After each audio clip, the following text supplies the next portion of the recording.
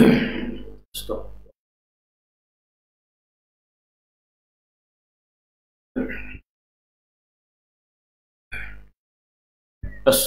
عليكم ورحمة الله وبركاته।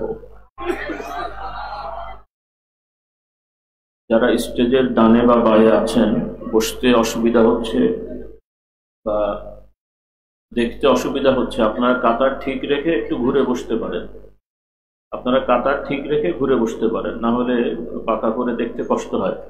কাতার ঠিক রাখেন, একটু ঘুরে বসেন, তাহলে সুবিধা হবে আর কি, ইনশাআল্লাহ। যারা দাঁড়িয়ে আছেন বসবেন। রাস্তাঘাটে, দোকানে, যে যেখানে আছেন, যারা ওয়াজ মাহফিলে এসেছেন, দোয়ায় শরীক হওয়ার নিয়ত আছে, আর ঘোরাফেরা না করে আপনারা প্যান্ডেলের ভেতরে এসে বসুন। দীর্ঘ সময় অনেকে নসিহত শুনেছেন, প্রয়োজন থাকলে সেরে আবার চলে আসবেন।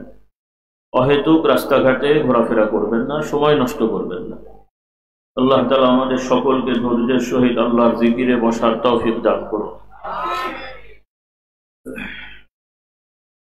ইন্নাল হামদালিল্লাহ الحمد لله نحمده ونستعينه ونستغفره ونؤمن به ونتوكل عليه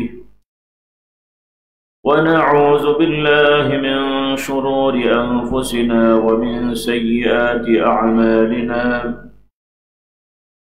من يهده الله فلا مضل له ومن يضلله فلا هادي له وأشهد أن لا إله إلا الله وحده لا شريك له وأشهد أن محمدا عبده ورسوله صلى الله عليه وعلى آله وأصحابه وبارك وسلم. أما بعد فأعوذ بالله من الشيطان الرجيم. بسم الله الرحمن الرحيم. يوم لا ينفع مال ولا بنون إلا من أتى الله بقلب سليم. আল্লাহ রাব্বুল আলামিনের শানে আমরা শুকরিয়া আদায় করছি, সকলে পড়ছি আলহামদুলিল্লাহ। আমরা সকলে পড়ি সুবহানাল্লাহ, আলহামদুলিল্লাহ, ওয়া লা ইলাহা ইল্লাল্লাহ, আল্লাহু আকবার, ওয়া লা হাওলা ওয়া লা কুওয়াতা ইল্লা বিল্লাহিল আলিয়্যিল আযীম। سبحان الله وبحمده عدد خلقه ورضا نفسه وزنة عرشه ومداد كلماته. سبحان الله وبحمده عدد خلقه ورضا نفسه وزنة عرشه ومداد كلماته.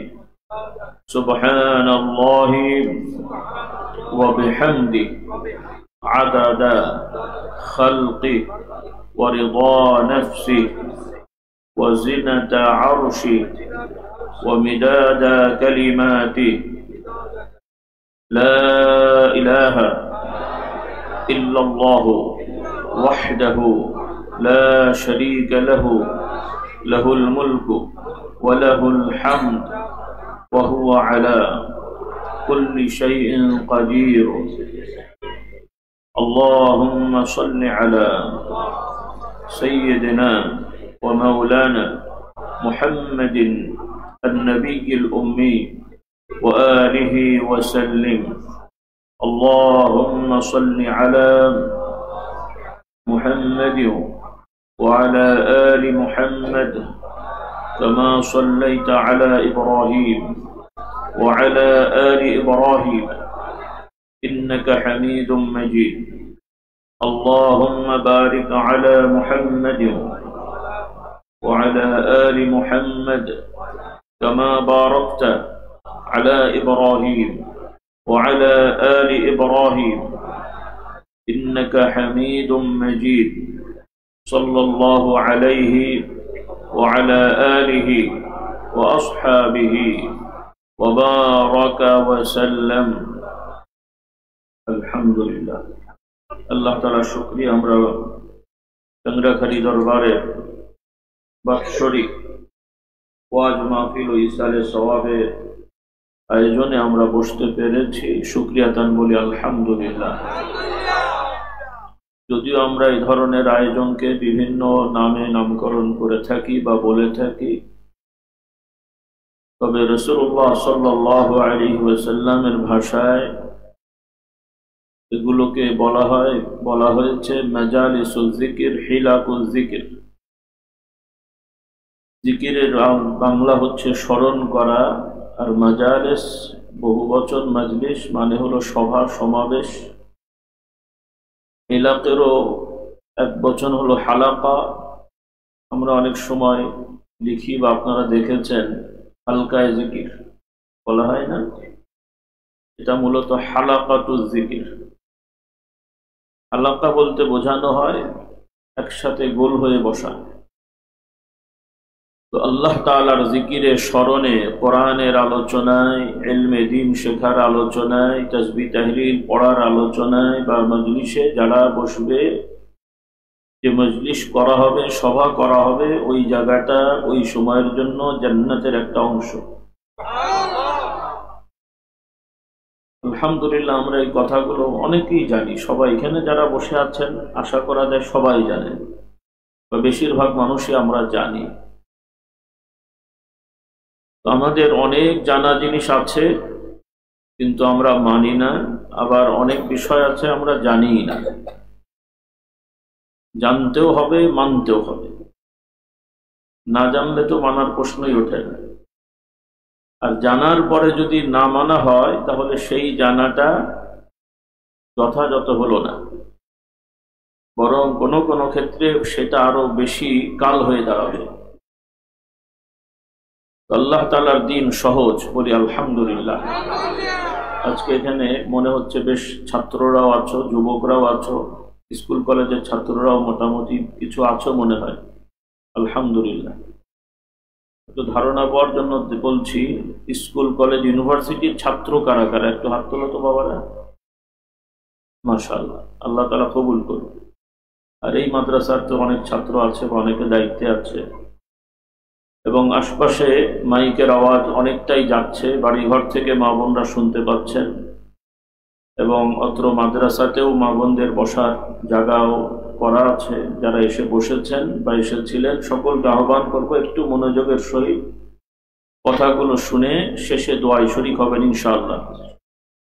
তাতে আমরা আশা করছি এখানে আমাদের ভাইয়েরা যেভাবে বসে সওয়াব অর্জন করবেন বা করছেন, আপনারাও ইনশাআল্লাহ নিয়ত ঠিক থাকলে, বাড়িঘর থেকে অংশগ্রহণ করলে বা যে যেখান থেকে এই মনোযোগের সহিত ওয়াজ নসিহত শুনবেন, দোয়ায় শরীক হবেন, আপনারাও এই মজলিসে রহমত বরকত পাবেন ইনশাআল্লাহ।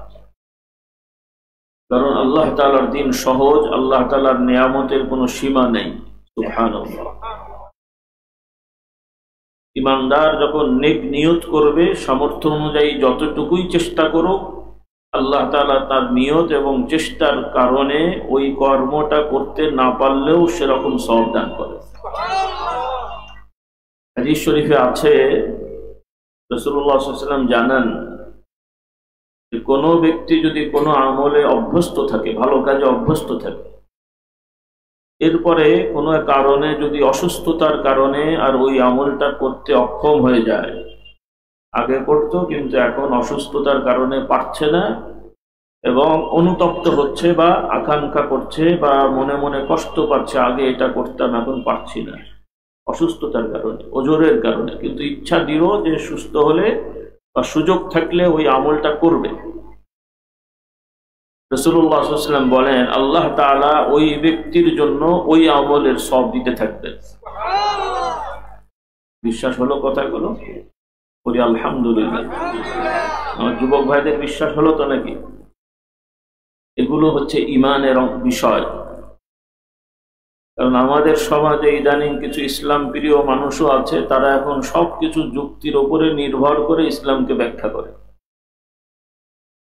এবং অনেকে ওপেনলি বলেও ফেলছে যে বিবেক বুদ্ধি যুক্তির সাথে যেটা মেলে না ওইটা নাকি ইসলাম হয় না। বলেন নাউযুবিল্লাহ। আমার কথা কি বুঝতে পারছেন? অবশ্যই বিবেক লাগবে, আপনার আমার জাগতিক যুক্তিও দরকার আছে, কিন্তু এটাই চূড়ান্ত নয়। একটি মানুষকে মুমিন মুসলিম হতে হলে আল্লাহ তাআলার পক্ষ থেকে তার নবী রাসূলগণ যে হুকুম আহকাম বিধান খবর এনেছিলেন, বিশেষ করে সর্বশেষ হলেন মুহাম্মদুর রাসূলুল্লাহ সাল্লাল্লাহু আলাইহি ওয়াসাল্লাম। আমরা আমভাবে সব নবীর প্রতি তো বিশ্বাস রেখেছি, কিন্তু বাস্তবায়নে, কর্মে, প্র্যাকটিক্যালি আমাদেরকে যে নিয়ম মানতে হবে সেটি হলো মুহাম্মদুর রাসূলুল্লাহ সাল্লাল্লাহু আলাইহি ওয়াসাল্লামের বিধান। কারণ অন্যান্য নবীগণ হক, তবে তাদের শরীয়তের সব বিধান আর এখন চালু নাই।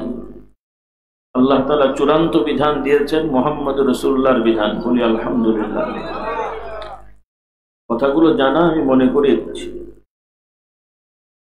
তো রাসূলুল্লাহ সাল্লাল্লাহু আলাইহি ওয়াসাল্লাম শেষ নবী। তারপরে আর কোনো মানুষকে কোনো ব্যাখ্যায় নবী বলে সম্বোধন করা, নবী মনে করার কোনো সুযোগ নাই। আমরা সবাই একমত, আলহামদুলিল্লাহ। তবে এই ভারত পৃথিবীব্যাপী মুসলমান নামধারী একটা দল আছে, তারা দাবি করছে যে মুহাম্মদ সাল্লাল্লাহু আলাইহি ওয়াসাল্লামের পরেও বিভিন্ন উম্মতি নবী হতে পারে বা হয়, এবং তাদের মধ্যে একজন উম্মতি নবী আছে। ওলামারা বলেন না, দেখি আপনারা পারেন কিনা বলতে। হ্যাঁ, গোলাম আহমদ কাদিয়ানী, তার অনুসারীরা দাবি করে তিনিও নবী, এবং তারা কৌশল করে বলে, এখন মানুষ তো সবাই জানে যে গোলাম মোহাম্মদের অনুসারীরা তাকে নবী মানে, আর সাধারণ মানুষ মনে করে বা আমরা জানি যে মুহাম্মদ সাল্লাল্লাহু আলাইহি সাল্লামকেও তারা শেষ নবী মানে না। কিন্তু তারা এখন যুক্তি দিয়ে নিজেরা স্বীকারোক্তি দিচ্ছে যে আমরা অবশ্যই মুহাম্মদ সাল্লাল্লাহু আলাইহি সাল্লামকে শেষ নবী মানি। তারা বলছে, তবে তাদের ব্যাখ্যা হলো যে মুহাম্মদ সাল্লাল্লাহু আলাইহি সাল্লাম শরীয়তের শেষ নবী, আর শরীয়ত ছাড়াও আধ্যাত্মিকতা, মারেফাত বা আল্লাহর সাথে সান্নিধ্য হওয়া, এটা নাকি এখনো নবুয়তি আকারে চালু আছে, এবং সেই নবুয়তের নবী হলো গোলাম আহমদ। গোজামিলি কথাবার্তা। আমি তো বেশি সময় নিয়ে কষ্ট দিতে পারছি না আপনাদের, শুধু একটু মনে করিয়ে দিচ্ছি। এখানে বিভিন্ন বিভাগের ভাইরা আছেন, সরকারি বিভাগেরও আছেন, এবং হয়তো রিটায়ার করেছেন, অথবা চাকুরিজীবী ভাইরাও আছেন, দিনদার পরেশগার, এবং বিভিন্ন দল সংগঠন করেন, এরকম লোকেরাও আছেন, এবং কথাগুলো হয়তো কখনো তাদের কাছে পৌঁছানোর সুযোগ হবে ইনশাআল্লাহ। এজন্য বলছি যে বাংলাদেশের অনেক বড় বড় দায়িত্বশীল এবং অনেক রাজনৈতিক দলের বড় বড় নেতারাও এই বিষয়গুলো তাদের কাছে স্পষ্ট না। তারা মনে করে যে আলেম ওলামাদের যে বিভিন্ন ব্যাপারে মতভেদ আছে, গোল টুপি, লম্বা টুপি, পাঁচকল্লি, চারকোনা, জামা কাপড়ের মতভেদ, তারা মনে করে যে কাদিয়ানীদের মতভেদ মনে হয় এরকম। বলুন নাউযুবিল্লাহ। তো আমি ভাইদের বলতে চাই, কাদিয়ানী গোষ্ঠীদের বিভ্রান্তি বা তাদের সাথে যে মতবিরোধ, আহলে কোরআনের সাথে যে মতবিরোধ, এগুলো কোনো ইসলামের আভ্যন্তরীণ মতভেদ নয়, এগুলো ঈমান কুফরের মতভেদ।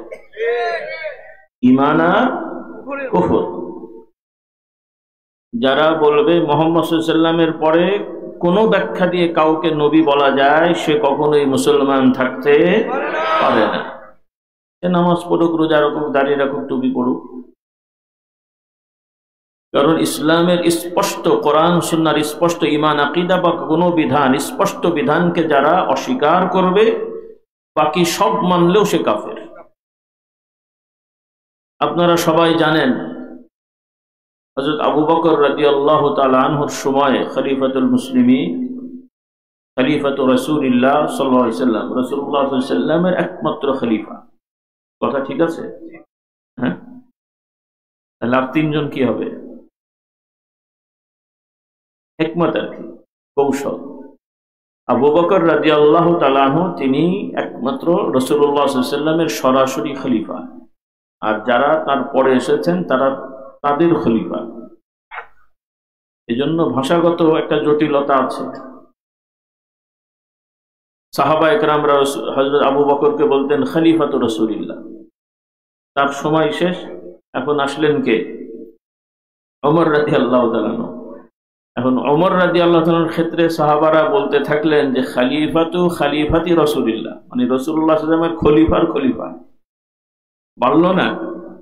তখন ওমর রাদিয়াল্লাহু তাআলা বললেন যে এভাবে বাড়তে থাকলে তো মানুষ কথা বলবে কেমন করে, তোমাদের জন্য আমি সহজ করে দিই, তোমরা ইমানদার, আমি তোমাদের আমির হয়েছি, তোমরা আমাকে মেনে নিয়েছো, এখন বলো আমিরুল মুমিনিন। বলুন সুবহানাল্লাহ, সহজ হয়ে গেল, বলি আলহামদুলিল্লাহ। এরপর থেকে আমিরুল মুমিনিন ওমর, আমিরুল মুমিনিন উসমান, আমিরুল মুমিনিন আলী, এভাবে বলা হয়। তবে তাদের সবাইকেই আহলুল সুন্নাতুল জামাত, আমরা যারা আল্লাহর নবীর পরে সাহাবাদের আদর্শকে চূড়ান্তভাবে বিশ্বাস করি, এই রুটকে যারা আমরা দৃঢ়তার সহিত বিশ্বাস করি, আমরা বিশ্বাস করি এই চার খলিফাই হলেন ন্যায়নিষ্ঠবান সত্যবাদী খলিফা। বলুন সুবহানাল্লাহ। এটার আরবি হলো খোলাফায়ে রাশিদিন, আমরা বলি না। এই খোলাফায়ে রাশিদিন কেন বলা হয়?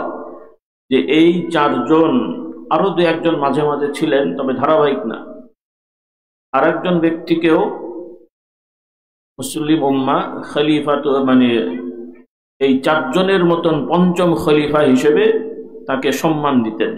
মনে আছে আপনাদের নাম কি? নাম ওমর ইবনে আব্দুল আজিজ। তিনিও উমাইয়া শাসকদের একজন, তবে তিনি খুবই নীতিবান আদর্শবান ছিলেন। তো যাই হোক, আমি খোলাসা করে সংক্ষেপে কথাটা বলছি যে এই চার খলিফা রাশেদা কেন বলা হয়? যে এনারা ব্যক্তিগতভাবে চেয়ে কখনো এই দায়িত্ব নেননি, মুমিন মুসলমানগণ, মদিনাবাসী এবং মুসলিম উম্মাহ তাদেরকে আবদার করে বসিয়েছেন। সুবহানাল্লাহ। এবং তারা যতদিন মানে হায়াতে, মানে ক্ষমতায় ছিলেন, কোনোদিন কখনোই স্বার্থপরতা করেননি, কোনো মানুষের প্রতি জ্ঞানত অবিচার হয় এই ধরনের কোনো কর্মকাণ্ড করেননি, এবং ইসলামী রাষ্ট্রের কোনো সম্পদের সামান্যতম কিঞ্চিত বিষয়ও আত্মসাৎ করেননি। কথাগুলো কল্পনা মনে হচ্ছে না? আমাদের সমাজে কি চিন্তা করা যায়? একটা ছোট মাদ্রাসার মুহতামিমকেও তো এখন সন্দেহ মুক্ত থাকা কঠিন হয়ে যায়। রাষ্ট্রের কথা তো অনেক পরের কথা। কোথায় আমরা চলে এসেছি? আমাদের মধ্যে আমানতদারিতা হারিয়ে গেছে। আর রাসূলুল্লাহ সাল্লাল্লাহু আলাইহি ওয়াসাল্লাম বলেন, যার আমানতদারিতা নাই তার ঈমান নাই, তার দ্বীন নাই। ইসলামের যেমন নামাজ, রোজা, হজ, যাকাতের গুরুত্ব অনেক, ওইভাবে সামাজিক বিচার বিশ্লেষণে, সামাজিক কর্মকাণ্ডে, সর্বক্ষেত্রে একজন ইমানদারের আমানতদারি হওয়া এটাও সেরকম গুরুত্বপূর্ণ বিষয়। কিন্তু আজকে আমাদের মধ্যে এই বিষয়গুলো হারিয়ে যাচ্ছে। আল্লাহ তাআলা আমাদের হেদায়েত দান করুন। অবশ্যই ভালো মানুষ আছে, কিন্তু সংখ্যা এতই কমেছে। আরবিতে একটা কথা বলে যে কমতে কমতে যখন এমন কমে যায়, এটা না হওয়ার মতোই হয়ে যায়। কখনো বলা হয় যে আল কালিলু কাল মা'দুম, এরকম একটা প্রবাদ আছে আর কি, মানে এতই কম যে ওইটা আর বলার কিছু নেই। অবশ্যই ভালো আছে, না হলে তো কিয়ামত হয়ে যাবে। আল্লাহ তাআলা আমাদেরকে আমানতদার, আদর্শবান হওয়ার তৌফিক দান করুন। আমি একটু ভূমিকা স্বরূপ কথাটা বলছি যে আমাদের তো স্বপ্ন অনেক আছে, স্বপ্ন থাকতেই পারে, আকাঙ্ক্ষা তো থাকতেই হবে, হতাশ তো হওয়া যাবেই না, কারণ ইমানের সাথে হতাশা এক হতে পারে না। কিন্তু বাস্তবতাটাও বুঝতে হবে। আলহামদুলিল্লাহ, মাঠে ময়দানে লক্ষ লক্ষ মানুষ আমরা অনেক সময় দেখতে পাই। আমাদের অনেক ভাইদের, আলেম ওলামাদের সভায়, বিভিন্ন দরবার কেন্দ্রিক, ইসলামী দল কেন্দ্রিক আয়োজনগুলো অনেক মানুষ দেখা যায়। এই লক্ষ লক্ষ মানুষের সমাগম দেখে আমরা অনেকটাই স্বপ্ন দেখা শুরু করে দিই। কিন্তু বাস্তবতাটা কি? বাস্তবতা তো এই লক্ষ লক্ষ মানুষই তো সব না। বাংলাদেশের জনসংখ্যা মনে হয় মোটামুটি কত কোটি বলে? 18 কোটি বা কম বেশি। তো 18 কোটি জনসংখ্যা কথায় মানে মোটামুটি একটা জরিপ হলো 90% মুসলিম। তাতে করে যা হয় একটা তো হবেই। তো এই 90% যারা আমরা মুসলিম দাবি করছি, এদের মধ্যে যারা ইসলামের আইনে অ্যাডাল্ট অর্থাৎ সাবালক সাবালিক ইসলামের বিধানে কত বছরে হয়? যুবকরা একটু উত্তর দেবে। হ্যাঁ, ইসলামের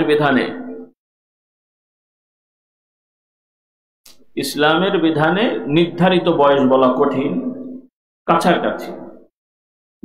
মেয়েদের ব্যাপারে কখনো প্রায় 9 থেকে 12-র ভেতরে মোটামুটি সাবালক সাবালিকা মেয়েরা সাবালিকা হয়ে যায়। কম বেশি হতে পারে 9, 10, 11, 12, 9 হওয়ার সুযোগ আছে।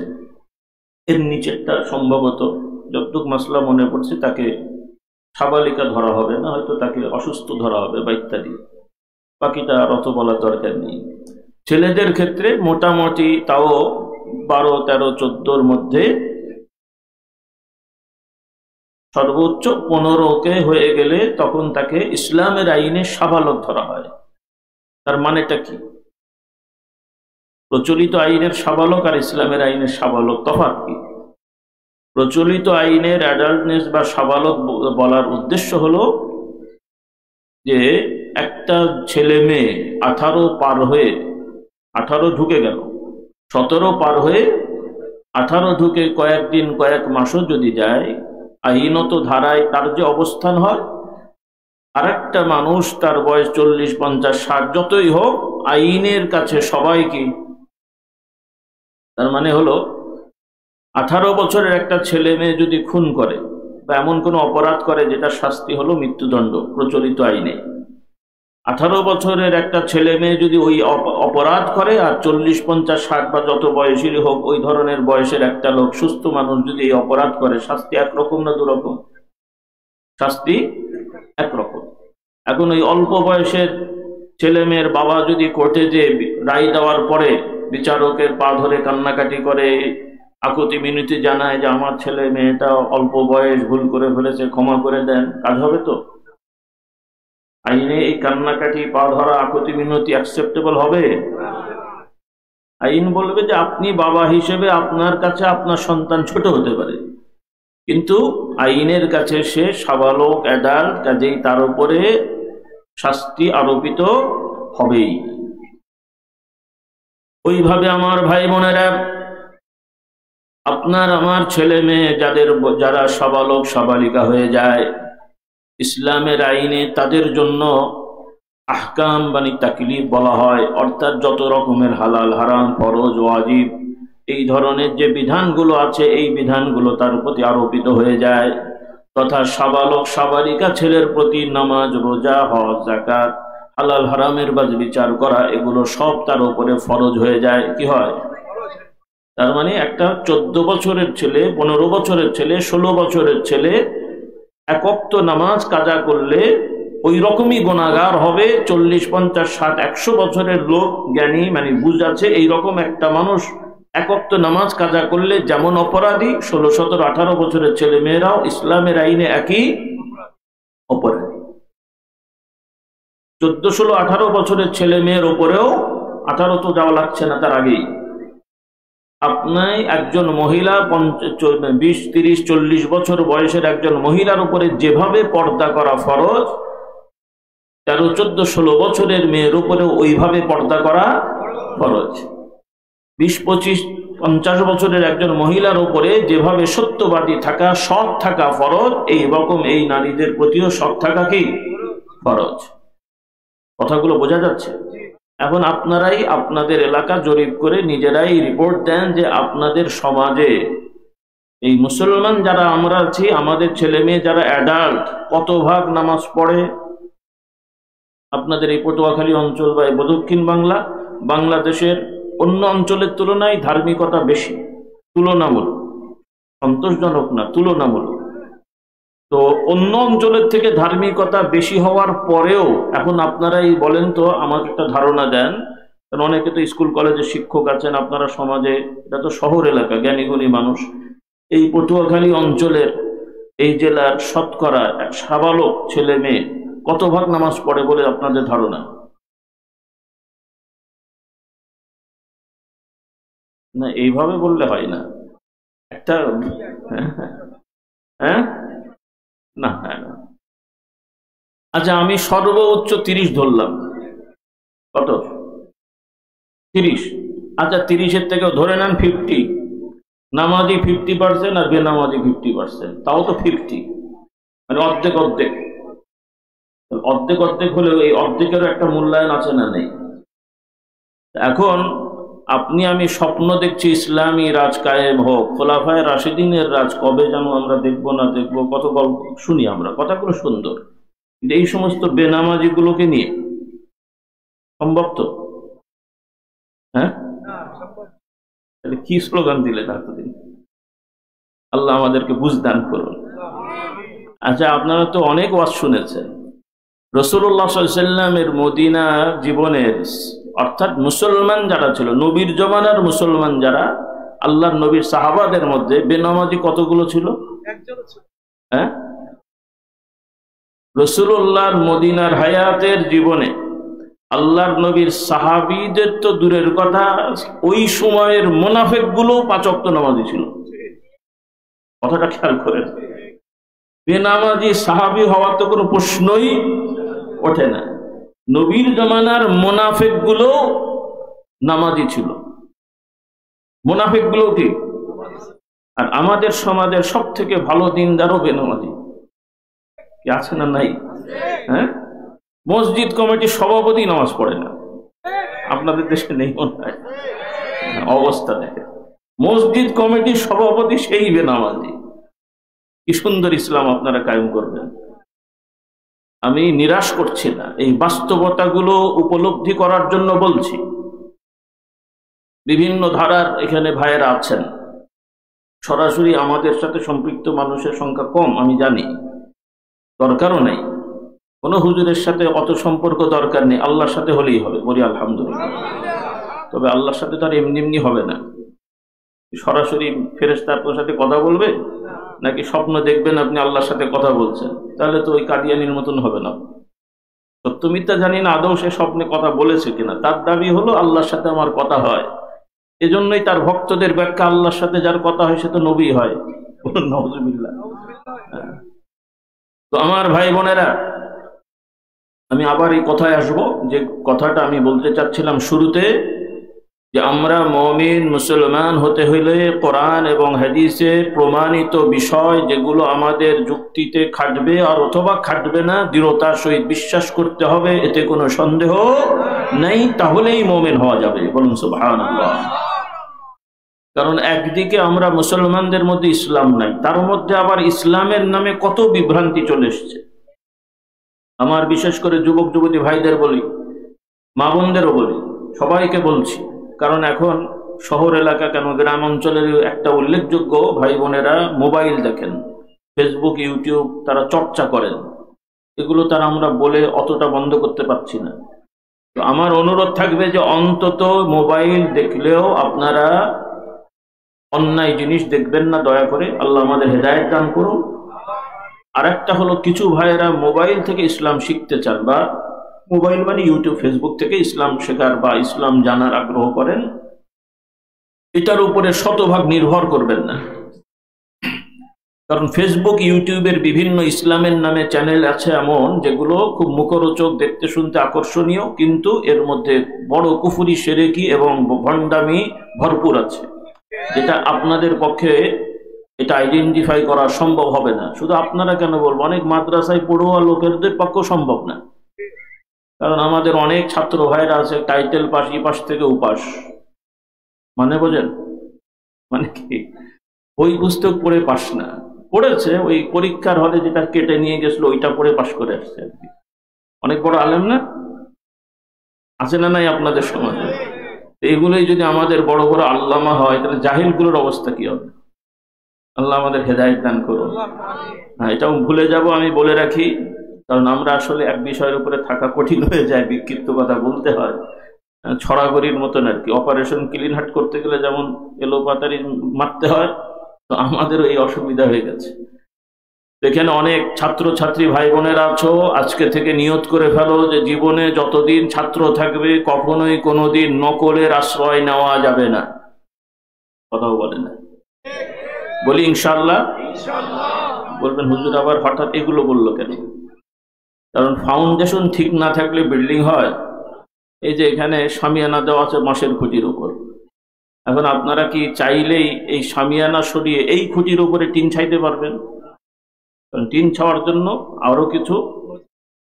আরো কিছু টানাটানি বা ইত্যাদি লাগাতে হবে। আচ্ছা, টিন ছাউনি একটা আছে বড় হল রুম, আপনারা কি ওই ছাউনি, ওই খুঁটি বা ওই স্ট্রাকচারের উপরে ছাদ দিতে পারবেন? তাহলে ছাদ দিতে গেলে কি করতে হবে? আরো কিছু ব্যবস্থাপনা নিতে হবে। এখন আপনাদের ক্লাস 1 থেকে মাদ্রাসা বলেন, স্কুল বলেন, একদম ইউনিভার্সিটির সর্বোচ্চ ডিগ্রি, কি বলে ইউনিভার্সিটির সর্বোচ্চ ডিগ্রির নাম কি? পিএইচডি, মানে কি পায়ে হাত ধরা ডিগ্রি নাকি?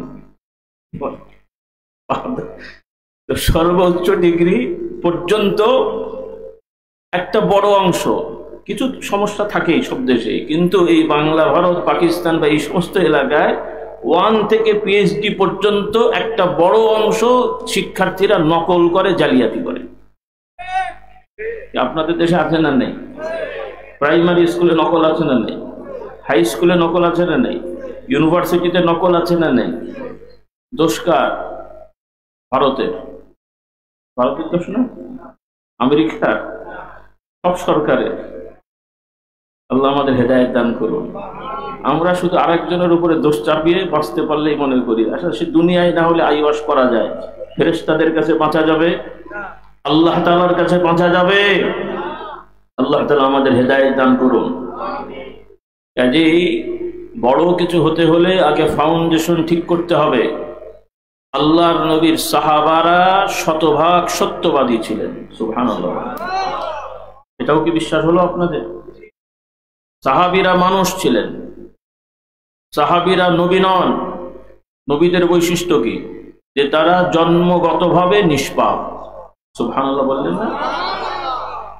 তাদের দায়িত্বে কোনো ধরনের ভুল ত্রুটি তারা করেন, কি কথা একমত?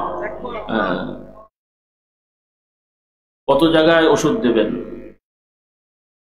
কিছু কিছু ভাইরা ইসলামের দাওয়াত দিতে যে কোরআনের অনুবাদ করছেন, হে নবী, আপনি আপনার নবুয়তি দায়িত্ব পালনে যে ভুল ত্রুটি করেছেন এটার জন্য ক্ষমা চান।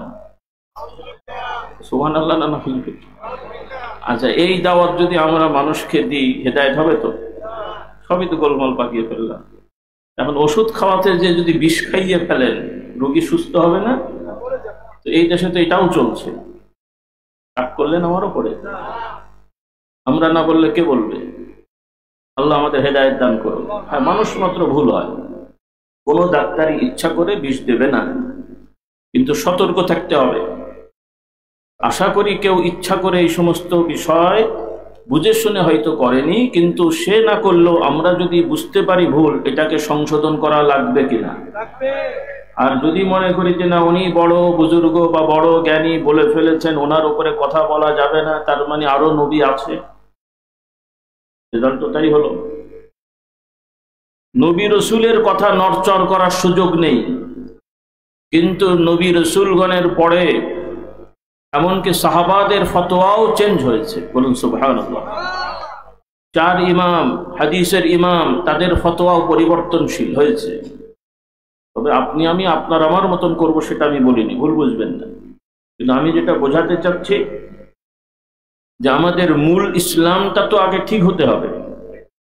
ইসলামের সোর্স কি, কোত্থেকে আমরা ইসলাম পাবো, সেটা যদি গুলিয়ে যায় তাহলে তো আমরা শুধু হাতড়াতে থাকবো। আল্লাহ তাআলা আমাদেরকে বুঝদান করুন। আমার ভাই বোনেরা, আল্লাহ তাআলার প্রতি ঈমান যেমন স্বচ্ছ থাকতে হবে, নবী রাসূলগণের প্রতি ঈমানও স্বচ্ছ থাকতে হবে। সময় কম, সংক্ষেপে শুধু বলতে চাই যে আমাদের বিশ্বাস হতে হবে যে আল্লাহ তাআলার সকল নবীগণ, সকল রাসূলগণ জন্মগতভাবে নিষ্পাপ ছিলেন, এবং তারা তাদের নবুয়তি দায়িত্ব পালনের ন্যূনতম কখনো কোনো ত্রুটি তারা করেননি। বলি আলহামদুলিল্লাহ। হ্যাঁ, যেই বিষয়গুলো হয়েছে সেগুলো হচ্ছে তারা তো মানুষ ছিলেন, নবীরাও মানুষ ছিলেন, নবীরা ফেরেশতা না। নবীরাও আদম আলাইহিস সালাম নিজেও নবী, তিনি নিজেই তো মানুষ, কারণ পৃথিবীর সব মানুষ তার বংশের। তো সব নবী রাসূলগণ আদম আলাইহিস সালামের বংশধর। মানুষ হিসেবে মানবীয় কিছু গুণ আছে যেটা দোষণীয় না, সেটা হলো কিছু কিছু জিনিস ভুলে যাওয়া। কি হওয়া? ভুলে যাওয়া। যেমন এই রমজান আসবে, আপনারা জানেন রমজান মাসে কেউ রোজা রেখে বা যে কোনো সময় রোজা অবস্থায় ভুলে যদি কেউ খেয়ে ফেলে, তার কি রোজা হয় না হয় না? কয়টা রাখতে হয়? একটা রাখতে হয়। হ্যাঁ, মানে ওইটা রাখলেই হয়, মানে ওইটাই হয়তো বোঝাতে চেয়েছে। তাহলে রোজা অবস্থায় খেয়ে ফেলে খাওয়ার তাৎক্ষণিক যখন জেনে যাচ্ছে এরপরে আর খাচ্ছে না, তবে হ্যাঁ জানার পরেও বোঝার পরেও যদি খেতে থাকে তাহলে আবার সমস্যা আছে। কিন্তু খাচ্ছিল এমন সময় সে মানে মনে পড়লো যে রোজা, তাৎক্ষণিকভাবে বাদ দিলে তার আর আলাদা করে রোজা রাখতে হয় না, কোনো অপরাধ হয় না। কিন্তু যুক্তিতে তো অপরাধ হওয়া উচিত। আমাদের যুক্তিতে অপরাধ না হোক, অন্তত একটা রাখা উচিত। যেহেতু কিছু অংশ খেয়ে ফেলেছে, পেটটা একটু ভরে গেছে, তো আরেকদিন খালি থাকুক। আমাদের যুক্তিতে তাই হওয়া উচিত। রাসূলুল্লাহ দরবারে সাহাবী জিজ্ঞেস করেছেন, আল্লাহর নবী সুন্দর উত্তর দিলেন, বললেন যে আল্লাহর বান্দাকে আল্লাহ চেয়েছেন একটু খাওয়ানোর ব্যবস্থা করে দিয়েছে। সুবহানাল্লাহ। তাহলে অপরাধ হয়নি। তো ওইভাবে আদম আলাইহিস সালাম, আল্লাহ তাআলা যে ওই জান্নাতে বলেছিলেন আদম হাওয়া আলাইহিমুস সালাম আমাদের আব্বাজান আম্মাজান, তাই তো? নাকি দাদাজান দাদিজান? ভাইরাল হওয়ার জন্য বলা উচিত আমাদের দাদাজান দাদিজান, কি বলেন? কারণ আমাদের নিয়ারেস্ট যিনি উপরে থাকে বাবা হয়, ফাদার হয়, আর তার উপরে কি হয়? দাদা হয় না? তো সেই যুক্তিতে তো দাদা আদম, দাদি হাওয়া বলা উচিত নাকি? হ্যাঁ, কি বলতে হবে? আদি পিতা বাবা এবং আম্মাজান। তো আদম আলাইহিস সালাম যেমন হাওয়া ভুলে গেছেন, আল্লাহ তাআলা যে এই গাছটার কাছে যেতে মানা করেছেন ওইটা তিনি ভুলে গেছেন, ইচ্ছা করে গাছের কাছে যাননি। ইবলিস এত কৌশলে ওয়াজ নসিহত করেছে। ইবলিসও তো নসিহত করে। হ্যাঁ, ইবলিস নসিহত করে না? ইন্নী লাকুমা লামিনান নাসিহিন। কত তোরের কত মিষ্টি মিষ্টি কথা বলছে যে আমি অবশ্যই তোমাদের জন্য কল্যাণকামী। আপনাদের সমাজে যেমন বড় বড় নেতারা আছে না, ইবলিস মার্কা কথা বলে, সুন্দর সুন্দর মিষ্টি মিষ্টি কথা বলে, আমাদের মা বোনদের উদ্বুদ্ধ করে, তোমাদেরকে প্রতিষ্ঠিত হতে গেলে নারীর স্বাধীনতা লাগবে, নারীর ক্ষমতায়ন লাগবে, করতে যে মানুষদেরকে তাদের বাড়ি থেকে বের করে রাস্তাঘাটে বের করা হয়। আমি নাম দিয়েছি এটা শিয়াল মার্কা আন্দোলন। শিয়াল মার্কা আন্দোলন বোঝেন? শিয়াল রাতের বেলা আন্দোলন করে না? শিয়াল রাতে আন্দোলন করে, মুরগিদের অধিকার বাস্তবায়ন করিতে হইবে, মুরগিদের খাঁচার মধ্যে রাখিয়া তাদের অধিকার নষ্ট করা যাবে না, ওদেরকে বের করে দেন, ওরা স্বাধীনভাবে ঘোরাফেরা করুক। উপকার কার হোক? হ্যাঁ, আপনাদের দেশের এই সমস্ত মদখোর, মাতাল, লম্পট, চরিত্রহীন নেতা যাদের পেছনে আপনারা এই যুগবাওয়ালারাও ঘোরেন, ঘোরে না? ঘোরে না? রাগ করলেন মনে হয়? ঘোরেন কেন? শয়তান শয়তানি করছে, বিরোধিতা করতে পারলে পারেন, না হলে নিরিবিলি থাকেন। আবার ওর পেছনে দালালি করবেন কেন? ভবিষ্যতে আর করবেন? শখ মেটেনি, আরো শখ আছে। কথাও বলছেন, রাগ করলেন নাকি? আর দালালি করা যাবে? আলেম ওলামা দিনদারেরা কোন চরিত্রহীন লম্পটের পেছনে দালালি করবেন না। হ্যাঁ, কোনো কারণে রাষ্ট্রীয় কোনো দায়িত্বে কেউ থাকলে আপনি আপনার অধিকারের জন্য যাবেন, কিন্তু দালালি করা যাবে না। কথায় একমত? আমি কথাটা বোঝাতে পেরেছি তো নাকি? আমি বলিনি যে আপনি দেশ ছেড়ে জঙ্গলে যে পড়ে থাকবেন। রাষ্ট্রীয় পদে কেউ থাকলে সেটা আপনি অধিকারের জন্য যেতে পারেন, যাবেন, এটা তো আপনার অধিকার, এটা তো আর ওর কাছে দয়া চাচ্ছেন না। আমরা কোনো লম্পটের কাছে দয়া ভিক্ষা চাই না, চাইবো ওরা। নাগরিক হিসেবে রাষ্ট্রীয় নাগরিক অধিকার আপনি চাইবেন। কথা স্পষ্ট? আল্লাহ আমাদের হেদায়েত দান করুন। কারণ এভাবে যদি আপনারা সোজা না হন তাহলে তো অন্যায় প্রতিরোধ হবে না। তারা তো প্রশ্রয় পেয়েই যাবে, অপরাধীদেরকে প্রশ্রয় দেওয়া যাবে না। আল্লাহ তাআলা আমাদের হেদায়েত দান করুন। তো যাই হোক, কষ্ট হচ্ছে আপনাদের? শেষ করবো তো ইনশাআল্লাহ। হ্যাঁ, আল্লাহু আকবার। যে কথাটা বলছিলাম যে আদম আলাইহিস সালাম ভুলে গিয়েছেন, তো রাসূলুল্লাহ সাল্লাল্লাহু আলাইহি সাল্লামও মাঝে মাঝে দুই একটা বিষয় আল্লাহ তাআলা চেয়েছেন, তাকে মানবীয় বৈশিষ্ট্যে রেখেছেন যে তিনি ভুলে গেছেন। আল্লাহ তাআলা চাইলে ভিন্নভাবে করতে পারতেন। যেমন আমরা নামাজে একটা মাসলা জানি, কোনো কিছু ভুল হলে একটা সিজদা দিয়ে আবার ওটাকে শুধরাই, কি নাম বলে? সাহু সিজদা, সিজদাতুস সাহু, মানে ভুলে যাওয়ার কারণে যে সিজদা দেওয়া হয়। আল্লাহ তাআলা চাইলে আল্লাহর নবীকে এমনি শেখাতে পারতেন যে হে সাহাবারা, তোমরা ভুলে গেলে এইভাবে সিজদা দিও। কিন্তু আল্লাহ তাআলা আল্লাহর নবীকে দিয়ে একটা হলো যে তিনি মানুষ, এটাও প্রমাণ করে দিলেন। সুবহানাল্লাহ। কারণ আল্লাহ তাআলার কোনো ভুল হয় না, আর মানুষ মাত্রই ভুলে যাওয়ার সুযোগ থাকে। এটা অপরাধ না, এটা কি নয়? অপরাধ না। আবার এটাকে আবার অপরাধ মনে করেন না। আল্লাহ তাআলা আমাদের বুঝদান করুন। তাহলে নবী রাসূলগণ অন্যায় অপরাধ ভুল করেন না, এবং আমাদের নবীও কোনো ভুল সিদ্ধান্ত নবুয়তি দায়িত্ব দিয়ে যান নাই। আলহামদুলিল্লাহ। এই কথাগুলি স্পষ্ট তো? আমি সাহাবাদের কথা উঠাতে যে বলছিলাম যে আল্লাহর নবীর সাহাবারা কিন্তু নবীদের মতন জন্মগত নিষ্পাপ না, বরং আমরা, আবার উল্টো বুঝেন না, এটা স্পষ্ট কথা, আমরা বরং জন্মগতভাবে অনেক অন্যায় করিনি, যেটা সাহাবাদের মধ্যে জন্মগত অপরাধ ছিল, কিন্তু সেই অপরাধী মানুষগুলোই আল্লাহর নবীর হাতে তওবা করে মুমিন হয়ে ইসলাম গ্রহণ করে এত বেশি মুত্তাকি হয়েছেন যে আল্লাহ তাআলা পেছনের সব গুনাহ ক্ষমা করে দিয়েছেন। এজন্য সাহাবাদের ব্যাপারেও তাদের আগেকার এবং তাদের মধ্যকার, তাদের মধ্যে যে ভুল ভ্রান্তি হয়ে যায় বা হয়ে গেছে, এই বিষয় নিয়ে আলোচনা সমালোচনা করে তাদেরকে হ্যাও করার মতন কোনো শক্তি ক্ষমতাও কিয়ামত পর্যন্ত কোনো মুমিনের হতে পারে না। কথা বোঝেননি? তারা মানুষ ঠিকই, হয়েছে ভুল, ঠিক আছে, গুনাহ হয়েছে, কিন্তু এগুলো সমালোচনার যোগ্য নয়। কারণ আল্লাহ তাআলা যদি কাউকে ক্ষমা করে দেন, আপনার কোনো কিছু বলার আছে? কিয়ামতে জান্নাতে দেখবেন যে লোকটা হয়তো অন্যায় করেছে, সেও জান্নাতে গেছে, আল্লাহ ক্ষমা করেছেন, আপনার তো আর কোনো পাওনা নেই। আপনার থাকলে সেটা আপনি ক্লেম করেন। তা আপনারা কে কে আছেন সাহাবীর কাছে পাবেন? কথা বলেন, আমার কথা বলেননি? কেউ আছেন সাহাবীদের কাছে কিছু পাবেন? তাহলে আপনারা তো ঝামেলা কোথায়? আল্লাহ আমাদেরকে বুঝদান করুন।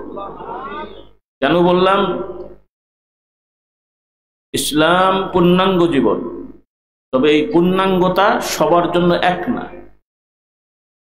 প্রত্যেকটা মানুষের আলাদা আলাদা পূর্ণাঙ্গতা আছে। এই যে এখানে আপনারা বসে আছেন, সবাই জানেন ইসলামের খুঁটি কয়টা? কটা বলে?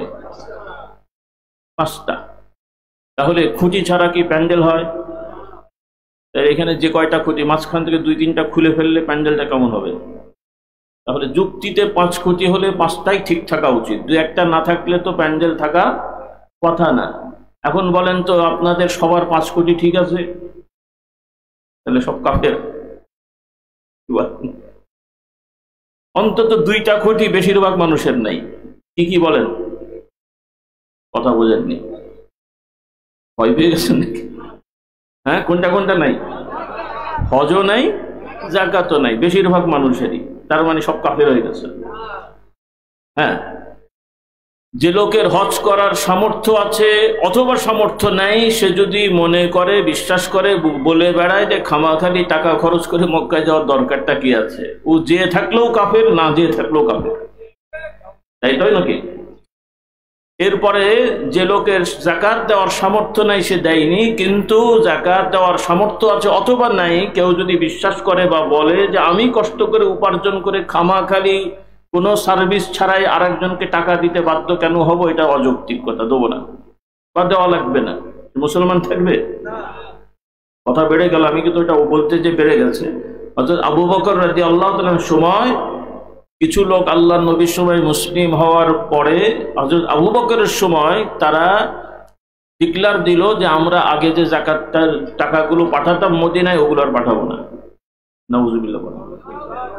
হযরত আবু বকর রাদিয়াল্লাহু তাআলা নোটিশ পাঠালেন, বোঝালেন, ওয়াজ করলেন। যখন ওয়াজ নসিহতে কাজ হলো না, এখন তিনি খলিফাতু রাসূলুল্লাহ, রাষ্ট্রনায়ক, এখন তাকে সশস্ত্র অভিযান দিতে হলো। তিনি আলটিমেটাম দিয়ে দিলেন, এই সময়ের মধ্যে হয় তওবা করে ফিরে যাও, না হলে যুদ্ধের জন্য প্রস্তুত হও। তাহলে ওরা নামাজ পড়েছে, রোজা রেখেছে, দাড়ি টুপি সম্ভবত ছিল, কিন্তু ঝামেলা একটাই। ঝামেলা কটা? একটা। ছাড় দিয়ে দেওয়া যাবে? তাহলে তিনি যুদ্ধ করেছেন। তো আমি যেটা বলতে চাই ভাইরা, ইসলামের সকল বিধান পালন করতে না পারলেও অন্তত অন্তর দিয়ে দৃঢ়তার সহিত বিশ্বাস করে ভালোবাসতে হবে, তাহলে আপনি ঈমানদার হয়ে যাবেন। পালন করতে না পারলেও আল্লাহ তাআলা কিয়ামতে আপনাকে দোষ দেবেন না, শাস্তি দেবেন না, কিন্তু বিশ্বাসে ত্রুটি রাখা যাবে না। ইসলাম সহজ না কঠিন এখন বলেন তো? সহজ। এখন আমাদের সমাজের কিছু ভাইরা মনে করেন যে রাষ্ট্র না হলে মুসলমান হওয়া যায় না। এই রকম কথাগুলো ঠিক না। অবশ্যই রাষ্ট্রের দরকার আছে, যাকাতের দরকার আছে। এখন যদি বলেন যাকাত না দিতে পারলে কাফের, কেমন মসলা হবে? নাকি প্রত্যেক মানুষকে যাকাত দেওয়ার জন্য ব্যবসা করে টাকা ইনকাম করা ফরজ, তাই তো? নাকি কেউ বলবেন এই কাজগুলো? সামর্থ্য হলে যাকাত দেবেন। তাহলে ইসলামী সমাজে যারা সামাজিক দায়িত্ব পাবেন তাদের উপরে ফরজ হলো সে মুমিন হলে আল্লাহর আইনে বিচার করা। সাধারণ মানুষের দায়িত্ব হলো ভালো মানুষকে চয়েস করা। কেউ যদি জালেম হয়ে উপরে উঠে বসে, সেটা অবস্থার পরিপ্রেক্ষিতে সমাধান করা। কথাগুলো মানে ক্রিটিক্যাল হয়ে যাচ্ছে, আমি একটু সহজ করে দিই। তো খোলাসা কথা হলো, বর্তমান পৃথিবীব্যাপী রাসূলুল্লাহ সাল্লাল্লাহু আলাইহি ওয়াসাল্লামের খোলাফায়ে রাশিদিনদের আদলে মোটামুটি খুব একটা কোনো রাষ্ট্রই ওইভাবে নাই যে সেই আদলে তারা রাষ্ট্র চালাচ্ছে। দু একটা হয়তো হাতে গোনা কিছুটা থাকতে পারে, আল্লাহ পাক ভালো জানেন। অর্থাৎ আল্লাহ রসুলের খোলাফায়ে রাশিদিনদের পরেই রাজতন্ত্র পৃথিবীতে ছেয়ে গেছে, এবং রাসূলুল্লাহ সাল্লাল্লাহু আলাইহি ওয়াসাল্লামের আগেও বা তার সময়েও আঞ্চলিকভাবে বিভিন্ন এলাকায় রাজতন্ত্রই প্রতিষ্ঠিত ছিল বিভিন্নভাবে। তবে আদিকালে এবং পৃথিবীর একমাত্র ইসলামী রাষ্ট্র ব্যবস্থা ছাড়া পৃথিবীতে যত রাষ্ট্র ব্যবস্থা আছে, সমাজতন্ত্র, গণতন্ত্র যাই আছে, সবগুলোর মধ্যে জুলুম অবিচার অবশ্যই আছে। না নাই? জুলুম অবিচার অবশ্যই আছে, এগুলো সবগুলোর মধ্যে জুলুম আছে। এখন যারা আধুনিকবাদী আপনারা হয়েছেন, আমার যুবক যুবতী ভাই বোনেরা যারা রাষ্ট্রবিজ্ঞান পড়েন এবং প্রচলিত বিভিন্ন রাজনীতির সাথে যারা সম্পৃক্ত, আপনাদেরকে আমি স্পষ্ট জানিয়ে দিতে চাই, ইসলামের প্রত্যেকটা বিষয় আল্লাহর পক্ষ থেকে সরাসরি তিনি জানিয়ে দিয়েছেন। এখানে যোগ দিয়ে, তালি দিয়ে, আরেক জায়গা থেকে ধার করে কোনো জিনিস এনে ইসলামের সাথে চালানোর কোনো দরকার নেই। অর্থাৎ ইসলামের রাষ্ট্র ব্যবস্থা স্পষ্ট। গতানুগতিক কোনো গণতন্ত্র, সমাজতন্ত্রই ইসলামের মূল রাষ্ট্র ব্যবস্থা না। হয়তো মিলতে পারে, অমুসলমানরাও মুরগি খায়, আমরাও মুরগি খাই, দুই মুরগি খাওয়া সমান। আমরা খাবো কি বলে জবাই করতে হবে, এবং এটা কিনতে হবে কি টাকায়? নাকি হারাম টাকায় মুরগি কিনে বিসমিল্লাহ। গরু ছাগল চুরি করে কোরবানি হয় না? হয় না? মানে কোরবানি দেওয়া হয় কিনা? অনেকে দেয় তো। হয়তো আস্ত গরু ছাগল কেউ চুরি করে আনে না, আস্ত গ্রাম থেকে গরু ছাগল চুরি করে এনে কোরবানি দিলে অনেক পাপ। আর সরকারি বেসরকারি অফিসের টাকা আত্মসাৎ করে সেই টাকা দিয়ে কোরবানির গরু কিনলে মনে হয় একটু ফিল্টার হয়ে যায়, নাকি ওটাতে গোনা কম হয়। প্রথমটা না থাকলেও দ্বিতীয়টা আছে না নাই? আছে না নাই? রাগ করলেন আপনারা? এইরকম সব মুসলমান আমরা, আল্লাহ হেদায়েত দান করুন। 18 লাখ টাকা দিয়ে হজ করে, বেতন পাই 50,000 টাকা। তাহলে কত বছর ধরে জমা করেছে? 18 লাখ। হজে তো চলে গেল, তাহলে টাকা পেল কোথায়? কোথায় পেল? আল্লাহ তাআলা জানতে পারেনি, খুব গোপনে করা হয়েছে তো আল্লাহ তাআলা বুঝতে পারেনি। হ্যাঁ, খুবই সূক্ষ্মভাবে কাজ করা হয়েছে, যার কারণে ফেরেশতারাও বোঝে নাই, রিপোর্ট লিখতে পারে নাই, আল্লাহ তাআলা বুঝতে পারে নাই। হজ কবুল নাকি? কাবায় যে লাব্বাইক বললেই হয়ে যায়, আরাফাতের ময়দানে শুয়ে থাকলেই হয়? এই শিক্ষাগুলো আমাদের যতদিন একটা পর্যায় পর্যন্ত না হবে, ভাই, স্বপ্ন তো দেখতে হবে, কিন্তু এভাবে স্বপ্ন দেখলে দুঃস্বপ্ন হয়ে যাবে। তবে নিরাশ নই, আমাদের কাজ করে যেতে হবে। রাজি আছি ইনশাআল্লাহ? তো আমার ভাই বোনেরা, কাফের মুশরিকরাও পশু খায়, আমরাও খাই। আমরা হালাল পয়সা দিয়ে সেগুলো কিনবো, বিসমিল্লাহ বলে জবাই করব, আমাদের পদ্ধতি আছে। কাফের মুশরিকরাও রাষ্ট্র চালায়, মুমিনরাও রাষ্ট্র চালাবে, তাদের জনপ্রতিনিধি নিযুক্ত হয়, আমাদেরও হয়, মুসলমানেরও হবে, তবে পদ্ধতি আলাদা। সাধারণত আমরা মুসলমানরা একান্ত প্রয়োজন ছাড়া কেউ উপযাচক হয়ে নিজেরাই কোনো দায়িত্ব নিতে যাব না। কথা পছন্দ হয়নি? আমরা বলতে যাব না যে আমাকে মন্ত্রিত্ব দেন, আমাকে এমপিগিরি দেন, আমাকে প্রশাসন দেন, এই ধরনের চিন্তা আমাদের হওয়া উচিত না। তবে কাউকে না কাউকে তো যেতে হবে। তাহলে কি করা হবে? আমরা সমাজের ভালো মানুষেরা, জ্ঞানী গুণী মানুষেরা বিবেচনা করে ভালো ভালো মানুষদের ব্যাপারে প্রস্তাবনা দিয়ে তাদেরকে প্রস্তাব দেওয়া হবে যে ভাই আপনি এই কাজটা করেন। বুঝলাম ইসলামী রাষ্ট্র ব্যবস্থা, মাথায় ঢোকে নিব না, ঢোকার কথাও না, ঢোকার কথাও না। কারণ আমরা এখন সবাই বড় বড় হতে চাই, ঝামেলা তো এখানেই হয়ে গেছে। আল্লাহ তাআলা আমাদের বোঝার তৌফিক দান করুন। তাহলে আমাদের সামাজিকভাবে লোভ লালসা ত্যাগ করতে হবে। রাজি আছি ইনশাআল্লাহ? খাবার খাওয়া নিষেধ না, কিন্তু খাবারের লোভী হওয়া যাবে না। বিবাহ শাদী আল্লাহর বিধান, যার সামর্থ্য আছে, সুযোগ আছে, সে বিয়ে করবে, তার উপরে ফরজ, যদি জেনা ব্যভিচারের ভয় হয়। যে মানুষটা নারী পুরুষ বিবাহ শাদী না করে থাকলে তার জেনা ব্যভিচারের ভয় আছে, তার উপরে বিয়ে করা কি ফরজ। আর সামলাতে পারলে তার উপর এটা নফল হয়ে যায়।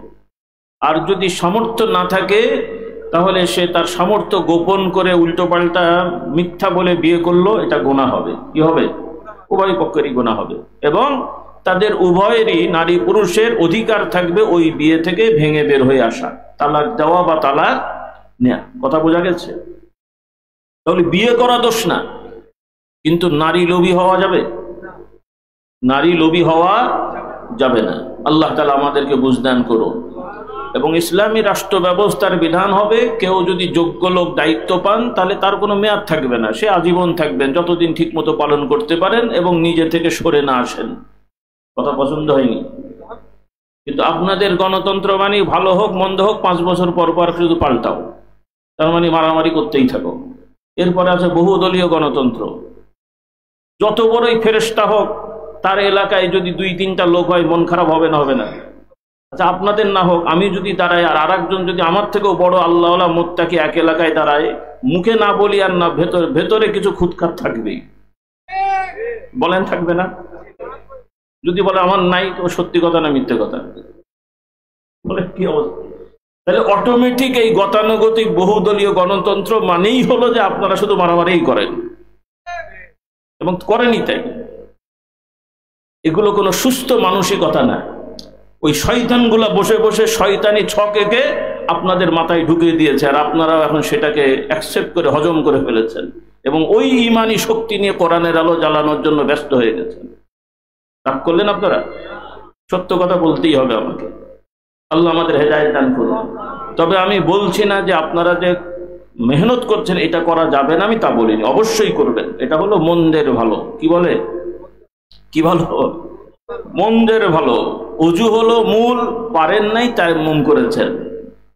দাঁড়িয়ে নামাজ পড়া মূল, পারেন নাই বসে পড়েছেন, বেনামাজি থেকেন না। তো আমাদের মাশাআল্লাহ উলামা একরাম ভালো মানুষেরা চেষ্টা করছেন, আমরা সবাইকে ভালোবাসি, সবাইকেই আমরা সহযোগিতা করব। রাজি আছি ইনশাআল্লাহ? এখন ওনারা যদি সহযোগিতা নেওয়ার চেষ্টা করেন আমরা করতে পারবো, কিন্তু ওনারা না নিতে পারলে আমরা করব কেমন করে? কারণ ভোট তো আর ফেরেশতারা দেবে না। নাকি আপনারা চান যে আল্লাহর রহমতের ফেরেশতারা ভোট দিক? তো সেই ভোট দিলে তো আবার অ্যাকসেপ্টেবল হবে না। আর যদি মার্কা মারা লোক আসে তাহলে হয়তো হবে, আগে যেমন কবে যেন হয়েছিল শুনেছিলাম।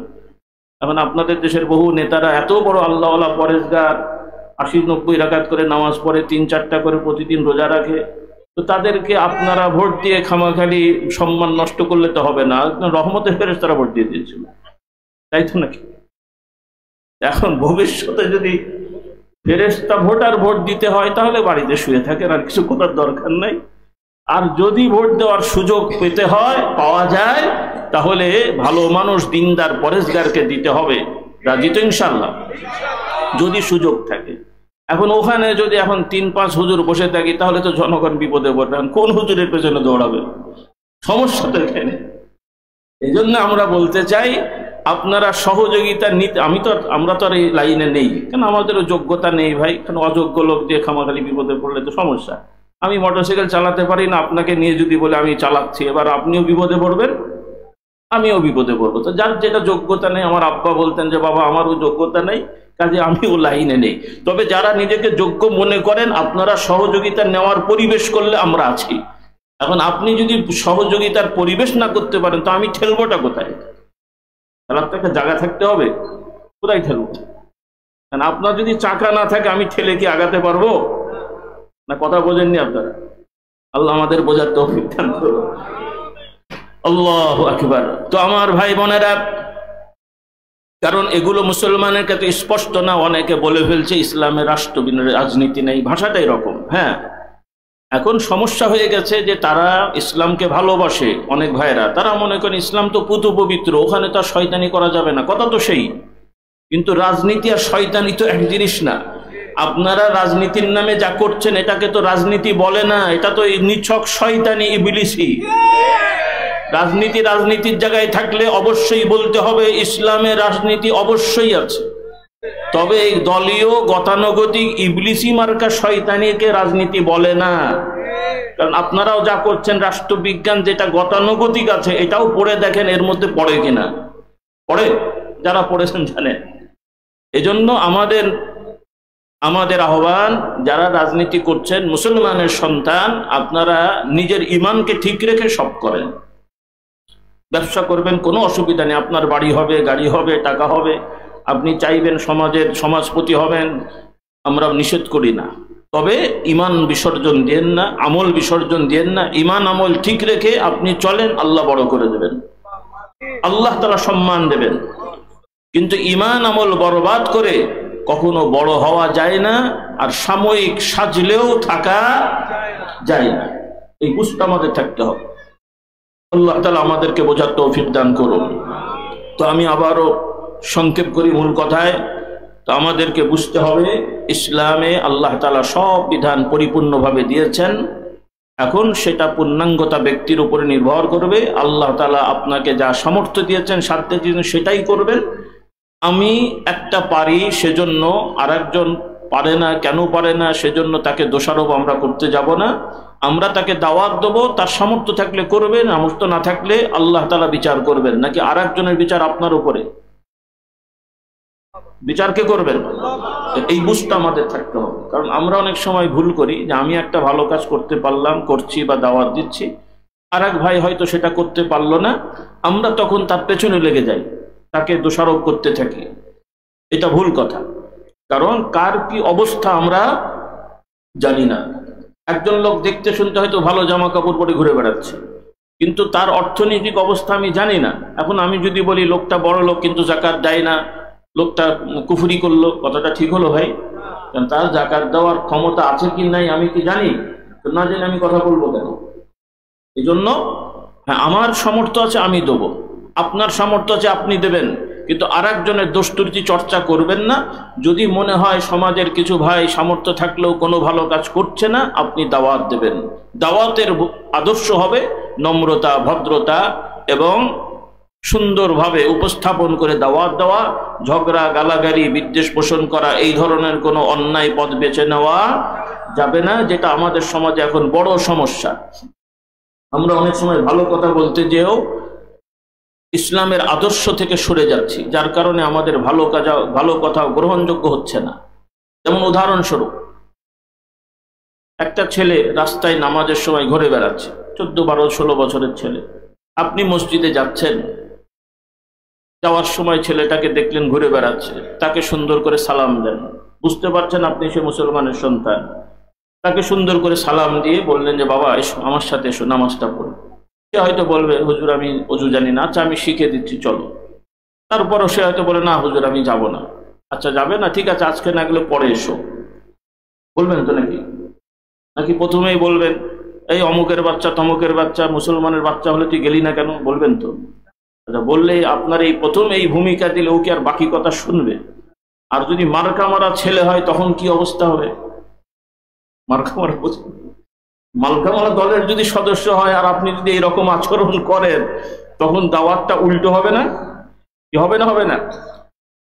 আমাদের অনেক সময় এরকম ভুল কাজ হয় যে আমরা দাওয়াত দিতে যে দাওয়াতের অবস্থান ঠিক রাখতে পারি না। আল্লাহ তাআলা আমাদের হেদায়েত দান করুন।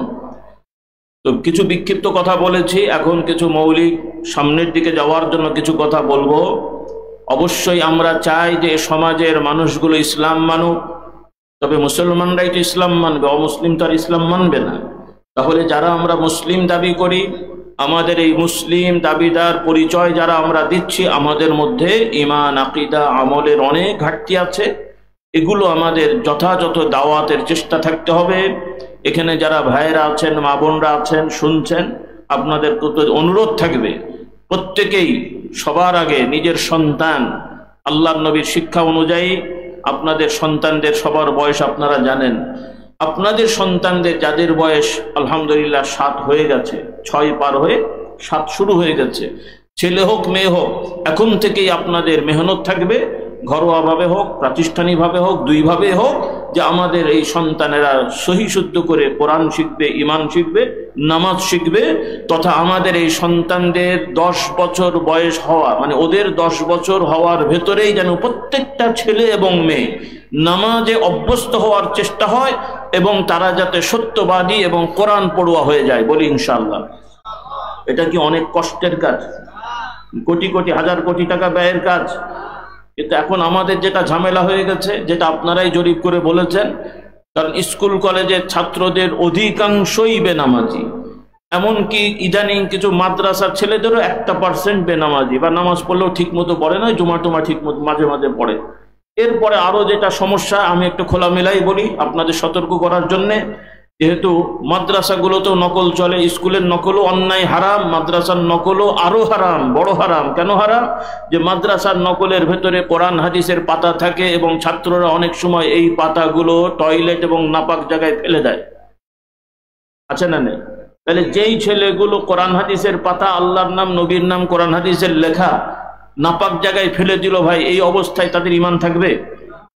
তারা যদি তওবা না করে রহমত নাজিল হবে না গজব নাজিল হবে? কথাগুলো খেয়াল করতে হবে আপনাদের। আল্লাহ আমাদেরকে হেদায়েত দান করুন। সেজন্য মাদ্রাসার শিক্ষকদের অনুরোধ করব, আপনারা ছাত্রদেরকে উৎসাহিত করবেন। তার আগে আপনারা অভিভাবকেরা, স্কুল মাদ্রাসার ছাত্র ছাত্রীদের অভিভাবক বাবা মারা, আপনারা ছেলে মেয়েদেরকে বোঝাবেন যে বাবারা ভালো করে ক্লাস করো, ঠিকমতো পড়াশোনা করো, পড়াশোনা করে তুমি পরীক্ষায় যা পারো লিখবে, যে রেজাল্টই হবে আমরা খুশি, তবে অন্যায় পথে যাবে না। বলা যাবে না ইনশাল্লাহ? বলা যাবে না ইনশাল্লাহ? গোড়াটাকে ঠিক করেন। যখন আপনাদের ছেলেরা ছোটবেলা থেকে সততা শিখবে, এরাই যখন বড় হয়ে সৎ অফিসার হবে, যোগ্য মানুষ হবে, যোগ্য জায়গায় যাবে, তখনই আপনি স্বপ্ন দেখতে পারেন। তাই নয় কি বলেন? এখন দেখা যাচ্ছে বহু মানুষ আছেন যারা এই ছাত্র জীবন থেকে নকল করে করে চাকরি নিয়েছে, বান্ডিল পেয়ে, তারপরে রিটায়ারমেন্টের পরে যা টাকা পেয়েছে ওগুলো আবার রেখেছে সুদী ব্যাংকে।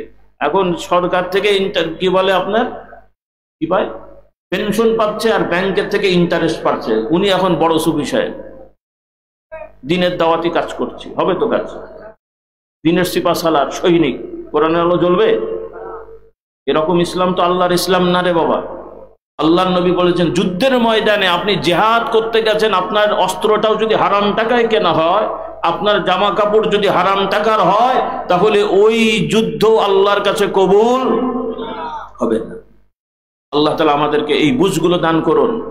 শুধু সুদ ঘুষি হারাম না রে বাবা, নিঃসন্দেহে সুদ ঘুষ বড় হারাম, কিন্তু বান্দার হক নষ্ট করা, তার মধ্যে আছে এই বিভিন্ন চাকুরিজীবী যারা আছি আমরা, ডিউটি ফাঁকি দিই, বিশেষ করে প্রতিষ্ঠান কেন্দ্রিক স্কুল কলেজ মাদ্রাসা, বহু শিক্ষকরা আছেন ক্লাস করেন না ঠিক মতো, ফাঁকি দেন, বেতন ঠিক মতো নেন। অনেক সময় কিছু ভাই আছেন তারা আয়োজন করেন যে তার হক আদায় করার ব্যবস্থা করেন, কিন্তু আমি নিজেও ক্লাস করলাম না, ব্যবস্থাও করলাম না, বেতন সব নিলাম, এবং আমি এই ক্লাস ঠিক মতো না করার কারণে আমার ছাত্ররা দুর্বল হলো, অধিকার নষ্ট হয়েছে না হয় নাই? এই বিষয়গুলো আমাদের বোঝার আছে কিনা? আল্লাহ তাআলা আমাদেরকে বোঝার তৌফিক দান করুন।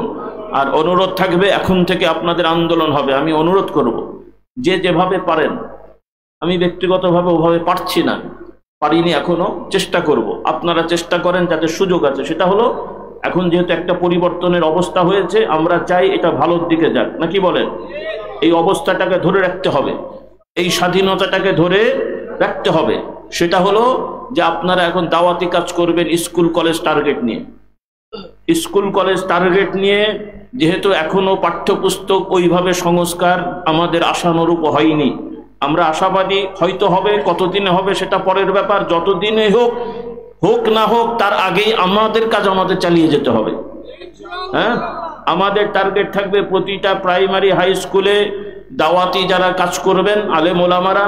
এটা কোনো দল সংগঠনের ব্যাপার না। আপনি আলেম মানুষ, মসজিদের খতিব, মাদ্রাসার শিক্ষক, 3-4-5 জনকে নিয়ে আপনি উৎসাহিত করে আপনি বিভিন্ন স্কুলে যান। হেড স্যারদের থেকে অনুমতি নেন যে স্যার আমরা সপ্তাহে একদিন আসবো, যে কোনো একদিন, যে আমরা আপনাদের ছেলেগুলোকে ক্লাসের শেষে, শেষ ক্লাসের শেষে অথবা টিফিনের সময় একটা সময় আধা ঘন্টা আমাদেরকে একটু বাচ্চাদের সুযোগ দেবেন, আমরা একটু তাদের সরাসরি ওযু শেখাবো, আল্লাহর প্রতি ঈমান কি, নবীর প্রতি ঈমান কি, ইসলামের বৈশিষ্ট্য কি, একটু মুখে মুখে ইসলামটা শেখাবো। এটা কি খুব কঠিন কাজ? আরে বাবা, মুসলমান হওয়ার জন্য টাইটেল পাস হওয়া লাগে না, মুসলমান হওয়ার জন্য দাওরা পাস হওয়া লাগে না। আল্লাহর নবী সাহাবারা অত পাস ছিলেন না, তারা হলো নবীর আদর্শ পাস ছিলেন। প্র্যাকটিক্যালি আপনারা মানুষদেরকে ঈমান আকীদা শিখিয়ে ফেলেন। আপনারা এগুলো সব আমার থেকে ভালো জানেন, কারণ এই যে বড় বড় মাদ্রাসা, অনেক মাদ্রাসা আছে যারা প্রতিষ্ঠা করেছেন, নিজেরা জীবনে মাদ্রাসায়ও পড়েন নাই, স্কুলেও অত পড়াশোনা নাই। এই আমাদের বাবা দাদা আল্লাহওয়ালাদের কাছে গেছেন, ঈমান আকীদা শিখেছেন, আমল শিখেছেন। বাবা তোমার এলাকায় একটা মাদ্রাসা করো। একজন কৃষক মানুষ, তিনি তার নিজের জমি ওয়াকফ করেছেন, তিনি মাদ্রাসায় জীবনে পড়েন নাই, তার দ্বারা আলেম ফাজেল, টাইটেল ফাজেল, দাওরা মাদ্রাসা হয়ে গেছে। বলুন সুবহানাল্লাহ। আর আমরা সেই সকল মাদ্রাসায় দাওরা কামেল হাদিস পড়ে আমাদের ছেলে মেয়েদেরকে স্কুল কলেজে পড়াই, যারা ঈমানও শেখে না। কি সুন্দর ইসলাম বলেন দেখি। আর আমরা আবার গলায় বড় জোরে চিল্লাবো, কোরআনের আলো ঘরে ঘরে জ্বালো। এই যে চোরের মায়ের বড় গলা হয়ে গেল না? রাগ করলেন আমার কথায়? স্কুল কলেজে পড়া খারাপ আমি বলছি না, ডাক্তার ইঞ্জিনিয়ার হওয়া খারাপ আমি বলছি না, কিন্তু নিজের ঈমান আকীদা জলাঞ্জলি দিয়ে একজন আলেমের ছেলে ডাক্তার ইঞ্জিনিয়ার হবে কেন? ডাক্তারি হতে মানা নেই, আপনারা ভুল বুঝেন না, কিন্তু ঈমান আকীদা ঠিক রেখে আমাদের সন্তানেরা ডাক্তার, ইঞ্জিনিয়ার, গবেষক, সায়েন্টিস্ট সব হোক, কোনো সমস্যা নেই। কারণ এই গতানুগতিক যে আমাদের হুজুরের যে পেশা, হুজুরি পেশা, এই পেশা তো বাবা ইসলামের মৌলিক পেশা না, এটা হয়ে গেছে একটা কারণে। আল্লাহ তাআলা আমাদের হেদায়েত দান করুন। তাহলে আমরা চেষ্টা করব, বলি ইনশাআল্লাহ। আর একটা অনুরোধ, মসজিদ কেন্দ্রিক আপনারা জুমা কেন্দ্রিক কোরআনের সাথে মানুষের সম্পর্ক গড়ার চেষ্টা করেন। প্রথমত আমাদের ভাইয়েরা, আপনারা মসজিদে আগে আগে যাবেন জুমার দিনে। জুমার দিনে আপনারা সবাই জানেন মসজিদে আগে আগে গেলে সওয়াব বেশি। সময় কম, আমি বিস্তারিত বলছি না। রাসূলুল্লাহ সাল্লাল্লাহু আলাইহি ওয়াসাল্লাম জানান, যে ব্যক্তি জুমার দিনে আগে আগে মসজিদে যাবে, আল্লাহ তাআলা তাদের নামে আমলে একটা উট দান করার সওয়াব দান করবেন। এরপরে যারা যাবে সবটা একটু কম হবে, দুম্বা বা ইত্যাদি দান করা, এভাবে বলা হয়েছে। তথা যে যত বেশি সময় নিয়ে মসজিদে জুমার দিনে বসবে জুমার আগে, আল্লাহ তাআলা তাকে তত বেশি সওয়াব দান করবেন। তাহলে আমরা চেষ্টা করব জুমার দিনে আগে আগে মসজিদে যাওয়া। আর এর পাশাপাশি ইমাম খতিব সাহেবরা আপনারা চেষ্টা করবেন জুমার আগের আলোচনাটাকে 2টা ক্লাসের মতন করে, যে একটা হবে শুধু কোরআনের ক্লাস, কোরআনের আয়াত তেলাওয়াত করা হবে, অনুবাদ বলা হবে, ওই আয়াতের যে শিক্ষাটা আছে মানুষকে বলা হবে। তাতে করে দেখা যাবে যে প্রতি জুমায় আমাদের ভাইয়েরা কিছু না কিছু কোরআন থেকে শিখবেন, হয় ঈমান, না হলে আকীদা, না হলে হালাল হারাম, কিছু না কিছু। এর বাইরে তার নেই নাকি ফালতু জিনিস আছে কোরআনে? অপ্রয়োজনীয় কোনো কথা আল্লাহ বলেছেন? তাহলে প্রত্যেকটা কথাই আল্লাহ তাআলার আমাদের জন্য প্রয়োজনীয়। কাজেই প্রতি জুমায় আমরা অল্প অল্প করে যদি শিখি, আমরা জরিপ করে দেখেছি মোটামুটি ধারাবাহিক চললে 5-6 বছরের মধ্যে পুরো কোরআনটা মানুষ খতম করে ফেলবে শুনে শুনে। বলুন সুবহানাল্লাহ। এভাবে 15-16-20 বছর হলে কয়েকবার, তার মানে। আর এর সাথে সাথে আপনি আমি মুমিন হিসেবে আমাদের ইমানি দাবি হলো, যখনই আমি জানবো এই কাজটা আমার জন্য হারাম, তখনই আমি ওই কাজটা বাদ দেবো। যখনই আমি জানবো এই কাজটা আমার জন্য ফরজ, কারণ সবার জন্য তার সব ফরজ হয় না, আপনি তখন নিয়ত করবেন যে এই ফরজ যেন আমার থেকে আর ছুটে না যায়। তাহলে এইভাবে যখন আমাদের মুসলমানদের সংখ্যার একটা বড় অংশ যারা হারাম করবে না, ফরজ ওয়াজিব ছাড়বে না, অটোমেটিক এই সমাজটা জান্নাতি সমাজ হয়ে যাবে। কিন্তু এখন যেটা সমস্যা হয়, মসজিদের সব থেকে সামনের কাতারে ইমামের পাশে যিনি চোখ চোখ বন্ধ করে বসে থাকেন, ভেতরের খবর হলো উনিও ওনার বোনের জমি দখল করে আত্মসাৎ করেছেন। এই যদি আমাদের সুবি সাহেবের অবস্থা হয়, তো শয়তান সাহেবের অবস্থা কি? আল্লাহ আমাদের হেদায়েত দান করুন। রাগ করেন না, জাস্ট আমি বুঝার জন্য বলছি। এই রকম সেনাবাহিনী নিয়ে যুদ্ধ করলে তো মার তো একটাও মাটিতে পড়বে না, সব পিঠেই পড়বে। কাজে আগে সেনাবাহিনী ঠিক করি। যুদ্ধ তো করবেন বুঝলাম, অস্ত্র কই, সেনাবাহিনী কোথায়? শুধু মুখে যুদ্ধ করবো বললে তো হবে না। রাগ করলেন আমার কথায়? বাস্তবতা বোঝেন। আল্লাহ তাআলা আমাদেরকে সঠিক বুঝ দান করুন। তবে হতাশ হতে আমি বলিনি, আমরা নিরাশ নই, হতাশ নই। তবে আমাদের এই 3-4-5 বছরে কিছু করে ফেলতে হবে টার্গেট নিয়ে, এটাও ইসলামের বিধান না। সাধ্য অনুযায়ী চেষ্টা করেন। আপনি টার্গেট নিয়ে 5 বছর, আল্লাহ তাআলা 10 দিনও করে দিতে পারেন। কি হয়েছে না হয় নাই? এই যা কিছু ঘটেছে কখনো কল্পনা করেছেন হবে? যে বেচারারা এখন দায়িত্বে আছেন, বড়রা কি হয়েছে আমি জানি না, অন্তত এই অল্প বয়সী যে 2-3 জন আছেন, আমার তো মনে হয় এখনো সকালবেলা উঠে চিন্তা করে আমি কি স্বপ্ন দেখছি কিনা। কি বলেন? এরা জীবনে কল্পনা করেছে এই পদে যাবে? হ্যাঁ, কোনোদিন দোয়াও করেছে কিনা সন্দেহ আছে। আর যদি করেও থাকে, আর ওর সহপাঠী যদি শোনে পাশ থেকে, ও অট্ট হাসি দেবে যে আর দোয়া করার জিনিস পাই নাই। তাই নয় কি? তাহলে আল্লাহ তাআলা কখন কি করবেন আল্লাহ পাক ভালো জানেন। তো আমাদের টার্গেট হবে, আমরা আমাদের সামর্থ্যে সাধ্যে যেটা আমার উপরে আছে আমরা সেটা করে যাব। কোন রকমের অবহেলা করব না। আল্লাহর বিচার আল্লাহ করবেন, আমরা আর একজনের বিচার করতে যাব না। কিন্তু মুশকিল হয়ে গেছে, আমরা নিজেদের ব্যাপারে খবর রাখি না। অমুক এই করলো, তমুক সেই করলো, অমুক ওই তমুক ওই, মানে যেন মনে হচ্ছে আল্লাহ তাআলা আমাদেরকে সব দায়িত্ব দিয়েছেন, আমরা ইচ্ছা মতো জাহান্নামে পাঠাচ্ছি আর জান্নাতে পাঠাচ্ছি। এই মানসিকতা থাকা যাবে না। রাজি আছি ইনশাআল্লাহ? আমাদের দায়িত্ব পালন করি। বিচার কে করবেন? আল্লাহ। অনেক বেশি কথা বলেছি, আর কথা বাড়িয়ে কষ্ট দেবো না। ভাইয়েরা আমাদের চলে এসছেন, আর দোয়ার পরে আপনাদের আহ্বান থাকবে ভাইদের মা বোনদের, আমাদের সাথে কিছু বই পুস্তক আমরা রাখি, কিতাব রাখি, ইমান আকিদা শেখার জন্য, ইসলামী আকিদা শিক্ষা, ওজিফা নামাজ শিক্ষা, পর্দা শিক্ষা, গোনা মাপের আমল সহ বিভিন্ন বিষয়ের কিতাবাদি আছে। বিশেষ করে এই যে কাদিয়ানি ফিতনা, আহলে কোরআনের ফিতনা, ট্রান্সজেন্ডার, সমকামিতা, এই যে শয়তানি ময়তানি, এগুলোর বিষয়ে ধারণা দেওয়ার একটা বই আছে আমাদের, সমকালীন বিভ্রান্ত মতবাদ, একটা ছোট্ট বই আছে। এগুলো কিনে নিয়ে যাবেন, আপনারা জানতে পারবেন। ছেলে মেয়েদেরকে এগুলো দেবেন, যেন এগুলো পড়ে, তাহলে তারা সচেতন হবে, ওয়াকিফাল থাকবে। এরপরে আল্লাহ তাআলার 99টা নামের একটি বই আছে, যে রাসূলুল্লাহ সাল্লাল্লাহু আলাইহি ওয়াসাল্লাম বলেন যে ব্যক্তি আল্লাহ তাআলার 99টা নাম অন্তত আয়ত্ত করবে, আল্লাহ তাআলার দরবারে তার জন্য এটা নাজাতের ওসিলা হয়ে যাবে। একটা বই আছে 24 ঘন্টার ওজিফা। ঘুম থেকে উঠেছেন কি দোয়া পড়বেন, সারাদিনে কোথায় কি মোটামুটি জিকির আজকার দোয়া, এরপরে ঘুমানো পর্যন্ত সারাদিনের মোটামুটি শতভাগ না হলেও একটা গাইডলাইন দেওয়া আছে। এগুলো আপনারা সংগ্রহ করবেন, আমল করবেন। আল্লাহ তাআলা সবাইকে কবুল করুন। দোয়ার আগ দিয়ে ভাইয়েরা কিছু বলবেন ইনশাআল্লাহ, তারপরে দোয়া হবে। আমরা সবাই ধৈর্য সহিত বসি। যারা দাঁড়িয়ে আছো বাবারা, কাতার দিয়ে বসতে হবে, না বসলে কাউকে প্যাকেট দেওয়া হবে না। না বসলে প্যাকেট দেওয়া হবে না। সবাই জায়গায় জায়গায় ফাঁকা জায়গা পূর্ণ করে, এই পাশে জায়গা আছে, চলে আসো। কাতার দিয়ে সুন্দর করে আপনারা আরেকবার একটু নড়ে চড়ে কাতারটা সোজা করে বসেন। একটু কষ্ট করে আরেকবার দাঁড়িয়ে একটু মেহরবানি করে সকলে কাতারটা সোজা করে নেন আমাদের সহযোগিতার জন্য। সকলে একটু মেহরবানি করে দাঁড়িয়ে কাতারটা সোজা করেন। সম্মানিত হাজিরিন, কাতার সোজা করতে করতে আরেকটি এলান শুনুন। ঐতিহ্যবাহী টেংরাখালী দরবার শরীফে বার্ষিক ইসলাম মাহফিল আগামী 13 এবং 14 এপ্রিল। আর এখানেও নির্ধারিত তারিখে ইসলাম মাহফিল হচ্ছে। আপনার 13-14 তারিখের শেষ দিন 14 এপ্রিল ফুরফুরা শরীফের গদ্দিনী শিল্পী সাহেব হুজুর কিবলা আজকে তিনি আলোচনা করলেন, তিনি থাকবেন, আখেরি মোনাজাত পরিচালনা করবেন। আপনাদের সকলের দাওয়াত। সম্মানিত ছাত্ররা একরাম, আপনাদের সাথে ছাত্রদের যে দায়িত্ব ছিল তাদেরকে নিয়ে প্রতিটি সারির মাথায় দাঁড়িয়ে যান। আপনাদের সারিবদ্ধ সোজা হয়ে গেল, আপনারা মেহেরবানি করে বসুন। সকলে বসুন। দোয়ার পরে হুজুরের সাথে দেখা করার দায়িত্ব এখন কেউ উঠবেন না। এ পর্যায়ে সম্মানিত উপস্থিতি, আমরা যারা একদম মাঠের দক্ষিণ পাশে দাঁড়ানো আছেন, মেহেরবানি করে আপনারা মাহফিলের আদব রক্ষার জন্য মেহেরবানি করে ভিতরে ঢুকে বসে পড়ুন। আপনারা কাতারের মধ্যে বসে পড়ুন, কোনো দাঁড়ানো ব্যক্তিকে তাবারক দেওয়া হবে না। একটু মেহেরবানি করে প্রত্যেকে কাতারের ফাঁকা জায়গার মাঝখানে বসে পড়ুন। কাতারের মধ্যে জায়গা আছে, আপনারা কাতারের মধ্যে বসবেন, কাতারের থাকে মাঝখানে বসবেন না, কাতারের মধ্যে বসবেন। যারা দাঁড়িয়ে আছেন একটু মেহরবানি করে বসে পড়ুন, সকলে বসে পড়ুন। সম্মানিত হাজিরিন,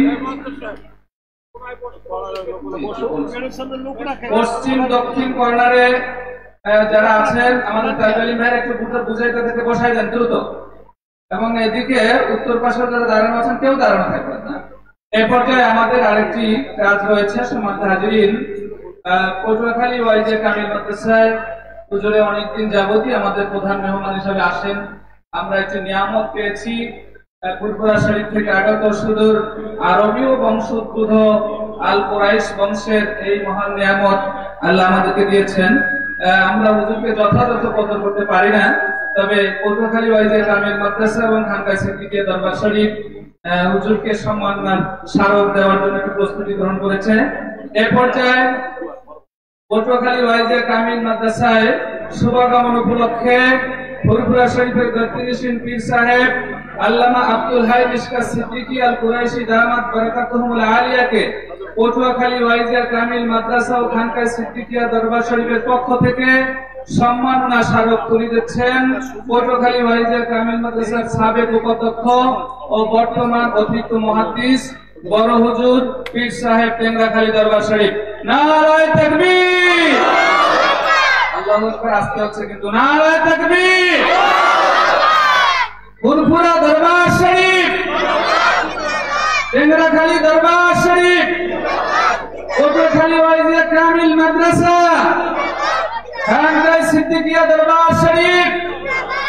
সম্মানিত হাজিরিন, আরেকটা ব্যাপার হচ্ছে আমরা সৌভাগ্যবান, পটুয়াখালী ওয়াইজে কামিল মাদ্রাসার সুযোগ্য অধ্যক্ষ মহোদয় ইতিমধ্যে ইসলামিক ফাউন্ডেশনের বোর্ড অফ গভর্নরের সুযোগ্য গভর্নর নির্বাচিত হয়েছেন এবং ইসলামী আরবি বিশ্ববিদ্যালয়ের একাডেমিক কাউন্সিলের সদস্য নির্বাচিত হয়। পটুয়াখালী ওয়াইজে কামিল মাদ্রাসা এবং খানকাহ সিদ্দিকিয়া দরবার শরীফের পক্ষ থেকে তাকে সম্মাননা স্মারক তুলে দিবেন। আমরা অত্র প্রতিষ্ঠানের আসাতাজে একরাম দিতে পারতাম, কিন্তু আমরা পটুয়াখালী ওয়াইজে কামিল মাদ্রাসা খানকাহ সিদ্দিকিয়া দরবার, এই দরবার এবং মাদ্রাসার অভিভাবক হিসেবে আমরা মনে করি হুজুর আমাদের অভিভাবক। এজন্য ফুরফুরা শরীফ থেকে আগত পীর সাহেব হুজুর আমাদের অভিভাবক হিসেবে অধ্যক্ষ মহোদয়ের হাতে সম্মাননা স্মারক তুলে দিবেন। নারায়ে তাকবীর! ফুরফুরা দরবার শরীফ, পটুয়াখালী ওয়াইজে কামিল মাদ্রাসা, নারায়ে তাকবীর! ধন্যবাদ সকলকে। সম্মানিত হাজিরিন, এই পর্যায়ে পটুয়াখালী ওয়াইজে কামিল মাদ্রাসা কমপ্লেক্সের আরেকটি প্রতিষ্ঠান হেফজখানা ও এতিমখানা। এই হেফজখানা থেকে বরাবরই কিছু ছাত্র হাফেজ হয়, যদি বলুন আলহামদুলিল্লাহ। এবছরও সেই ধারাবাহিকতায় হেফজ শেষ করেছেন, তাদেরকে বরকতান হুজুরের হাত থেকে পাগড়ি পরিয়ে দিবেন। আমি তাদের নাম ঘোষণা করছি। 1 নম্বরে হাফেজ হাফিজুর রহমান, পিতা আব্দুল খালেক লাউকাঠি। 2 নম্বরে আসবে তার পাশে হাফেজ সাজিদুল ইসলাম, পিতা মোহাম্মদ দেলোয়ার হোসেন ইটবাড়িয়া। 3 নম্বরে হাফেজ ইয়াসিন রাহাত, পিতা মোহাম্মদ নুর ইসলাম শরীফ তেলিখালী। 3 জন ছাত্র হেফজ কমপ্লিট করায় তাদেরকে বরকতান পাগড়ি পরিয়ে দিচ্ছেন ফুরফুরা শরীফের গদ্দিনিশিন পীর সাহেব। আজকের এই ইসলামী সব মাহফিলের প্রধান অতিথি আমাদের সকলের অভিভাবক জনাব আল্লামা আব্দুল হাই মিশকাত সিদ্দিকী আল কুরাইশি দামাত বারাকাতুহুল আলিয়া। নারায়ে তাকবীর! সম্মানিত হাজিরিন, সকলে ধৈর্য সহকারে, আপনারা কেউ নড়াচড়া করবেন না। হুজুর আখিরি মোনাজাত করবেন, তওবা করাবেন, আমাদের নিয়ে আল্লাহর কাছে দরখাস্ত করবেন। তার আগে কেউ উঠবেন না। মাইক চালাতে। এই পর্যায়ে আজকের মাহফিলের মোনাজাতের আগে পটুয়াখালী ওয়াইজে কামিল মাদ্রাসার পক্ষ থেকে একটু আপনাদের কাছে দোয়া চাইবেন এবং কথা বলবেন। পটুয়াখালী ওয়াইজে কামিল মাদ্রাসার সুযোগ্য অধ্যক্ষ মহোদয় আলহাজ শাহ মোহাম্মদ মিসারুল হক সাহেব দামাত বারাকাতুহুল আলিয়া, অধ্যক্ষ পটুয়াখালী ওয়াইজে কামিল মাদ্রাসা, সুযোগ্য গভর্নর ইসলামিক ফাউন্ডেশন এবং সুযোগ্য কাউন্সিলর ইসলামিক আরবি বিশ্ববিদ্যালয়।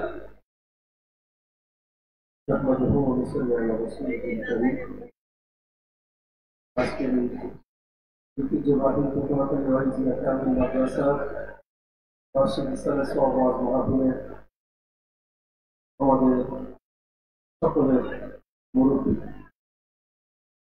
আল্লাহ ভারত উপমহাদেশের প্রখ্যাত উলিয়ে কামেল ফুরফুরা শরীফুর আল্লাহ হযরত পীর সাহেব আপনার শুভাগমন উপলক্ষে আমাদের এই মাহফিলে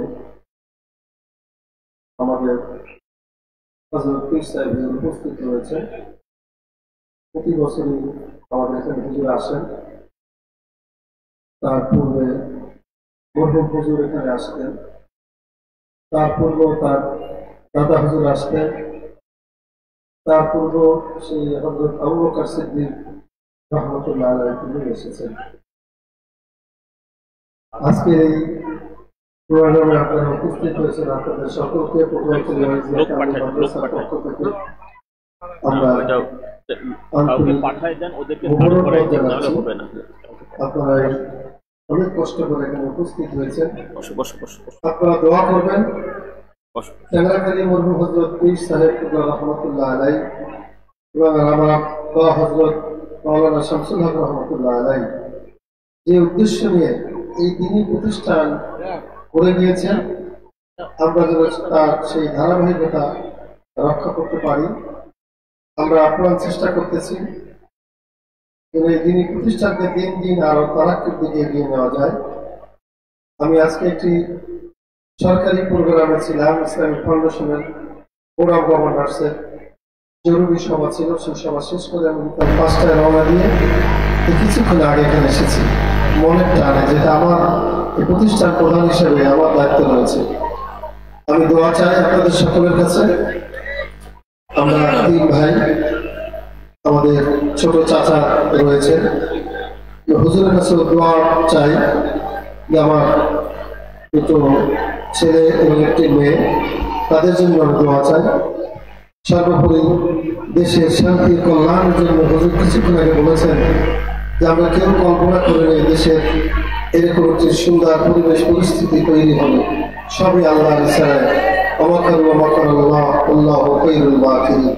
আমি আমার বক্তব্য বাড়াবো না, হুজুর এখন দোয়া মোনাজাত পরিচালনা করবেন। আপনারা আমাদের সকলের জন্য দোয়া করবেন। আগামী বছরও 27-28 মার্চ এখানে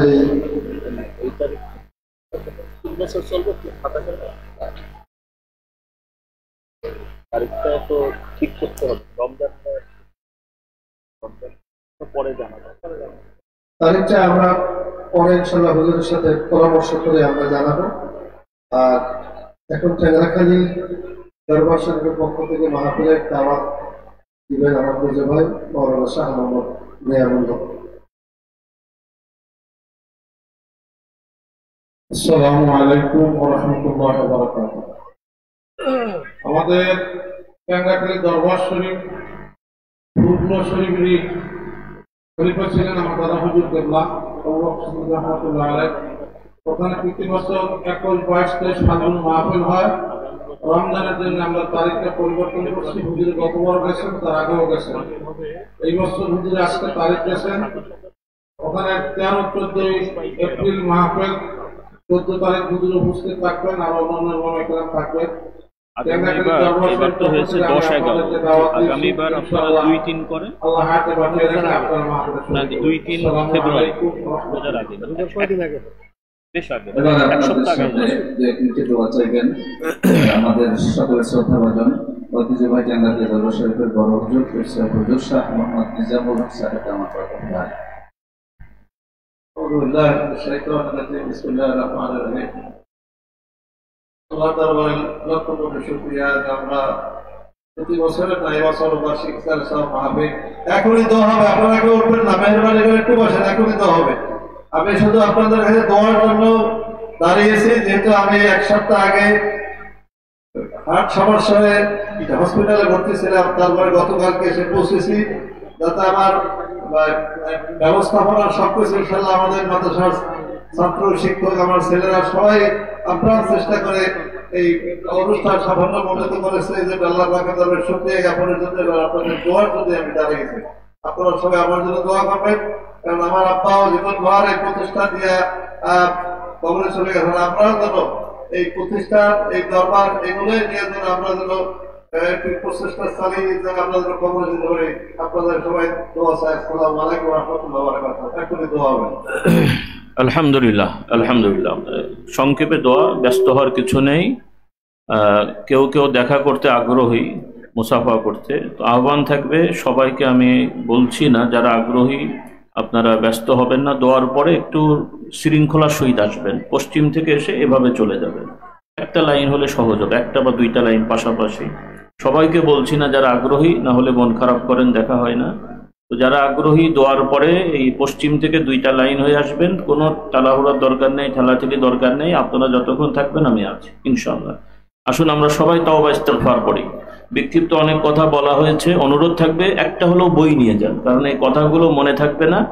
আপনারা বইগুলো নেবেন। আর আমার পর্দাদা হুজুর, অর্থাৎ যার পরিচয় আমরা পরিচিত, ফুরফুরার পীর মুজাদ্দিদে জামান হযরত আবু বকর সিদ্দিক রহমতুল্লাহ আলাইহির জীবনী একটা গ্রন্থ আছে, ছোট গ্রন্থ। আপনারা যাদের আগ্রহ নিয়ে যেতে পারেন ইনশাআল্লাহ। ফুরফুরার ইতিহাসও আছে, এখানে অনেক গুরুত্বপূর্ণ নসিহত আছে, আপনারা নিয়ে ইনশাআল্লাহ। যারা অনেক সময় জানেন না, সেভাবে আমাদেরকে বোঝেন না, একটু জানলে ভালো হবে ইনশাআল্লাহ।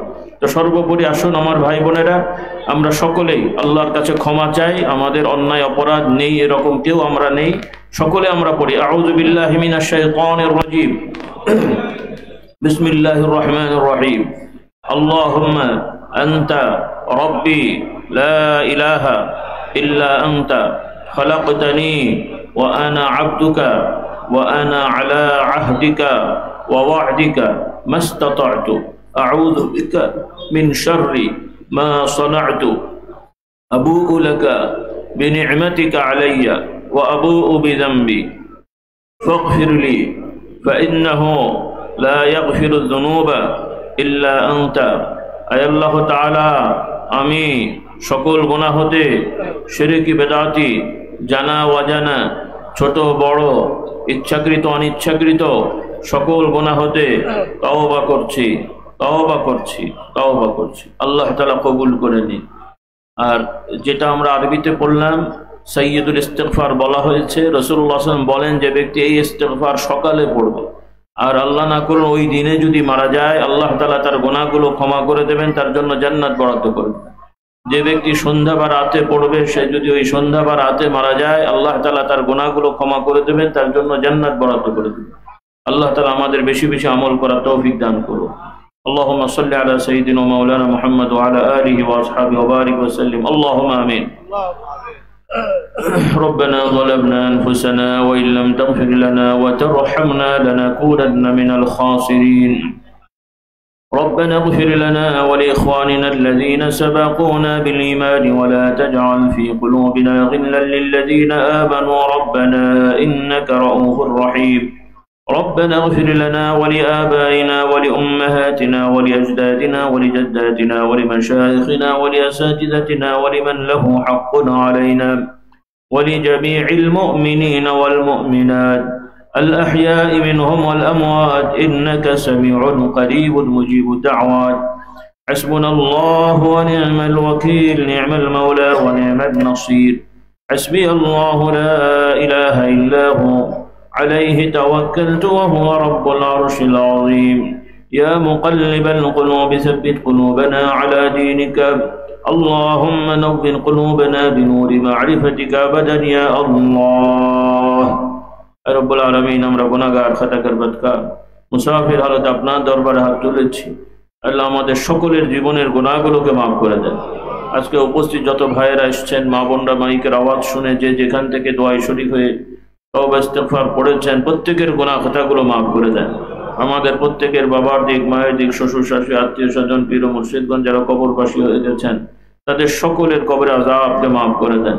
আমরা যতটুকু নেক আমল করতে পেরেছি, 2 দিন যাবত ওয়াজ মাহফিল, জিকির, আজকার, মেহমানদারি সহ যত নেক আমল আমরা করেছি, দয়া করে এই নেক আমলের সওয়াবের উসিলায় আমাদের আমল নামাকে আল্লাহ আপনি ভারী করার ব্যবস্থা করে দেন।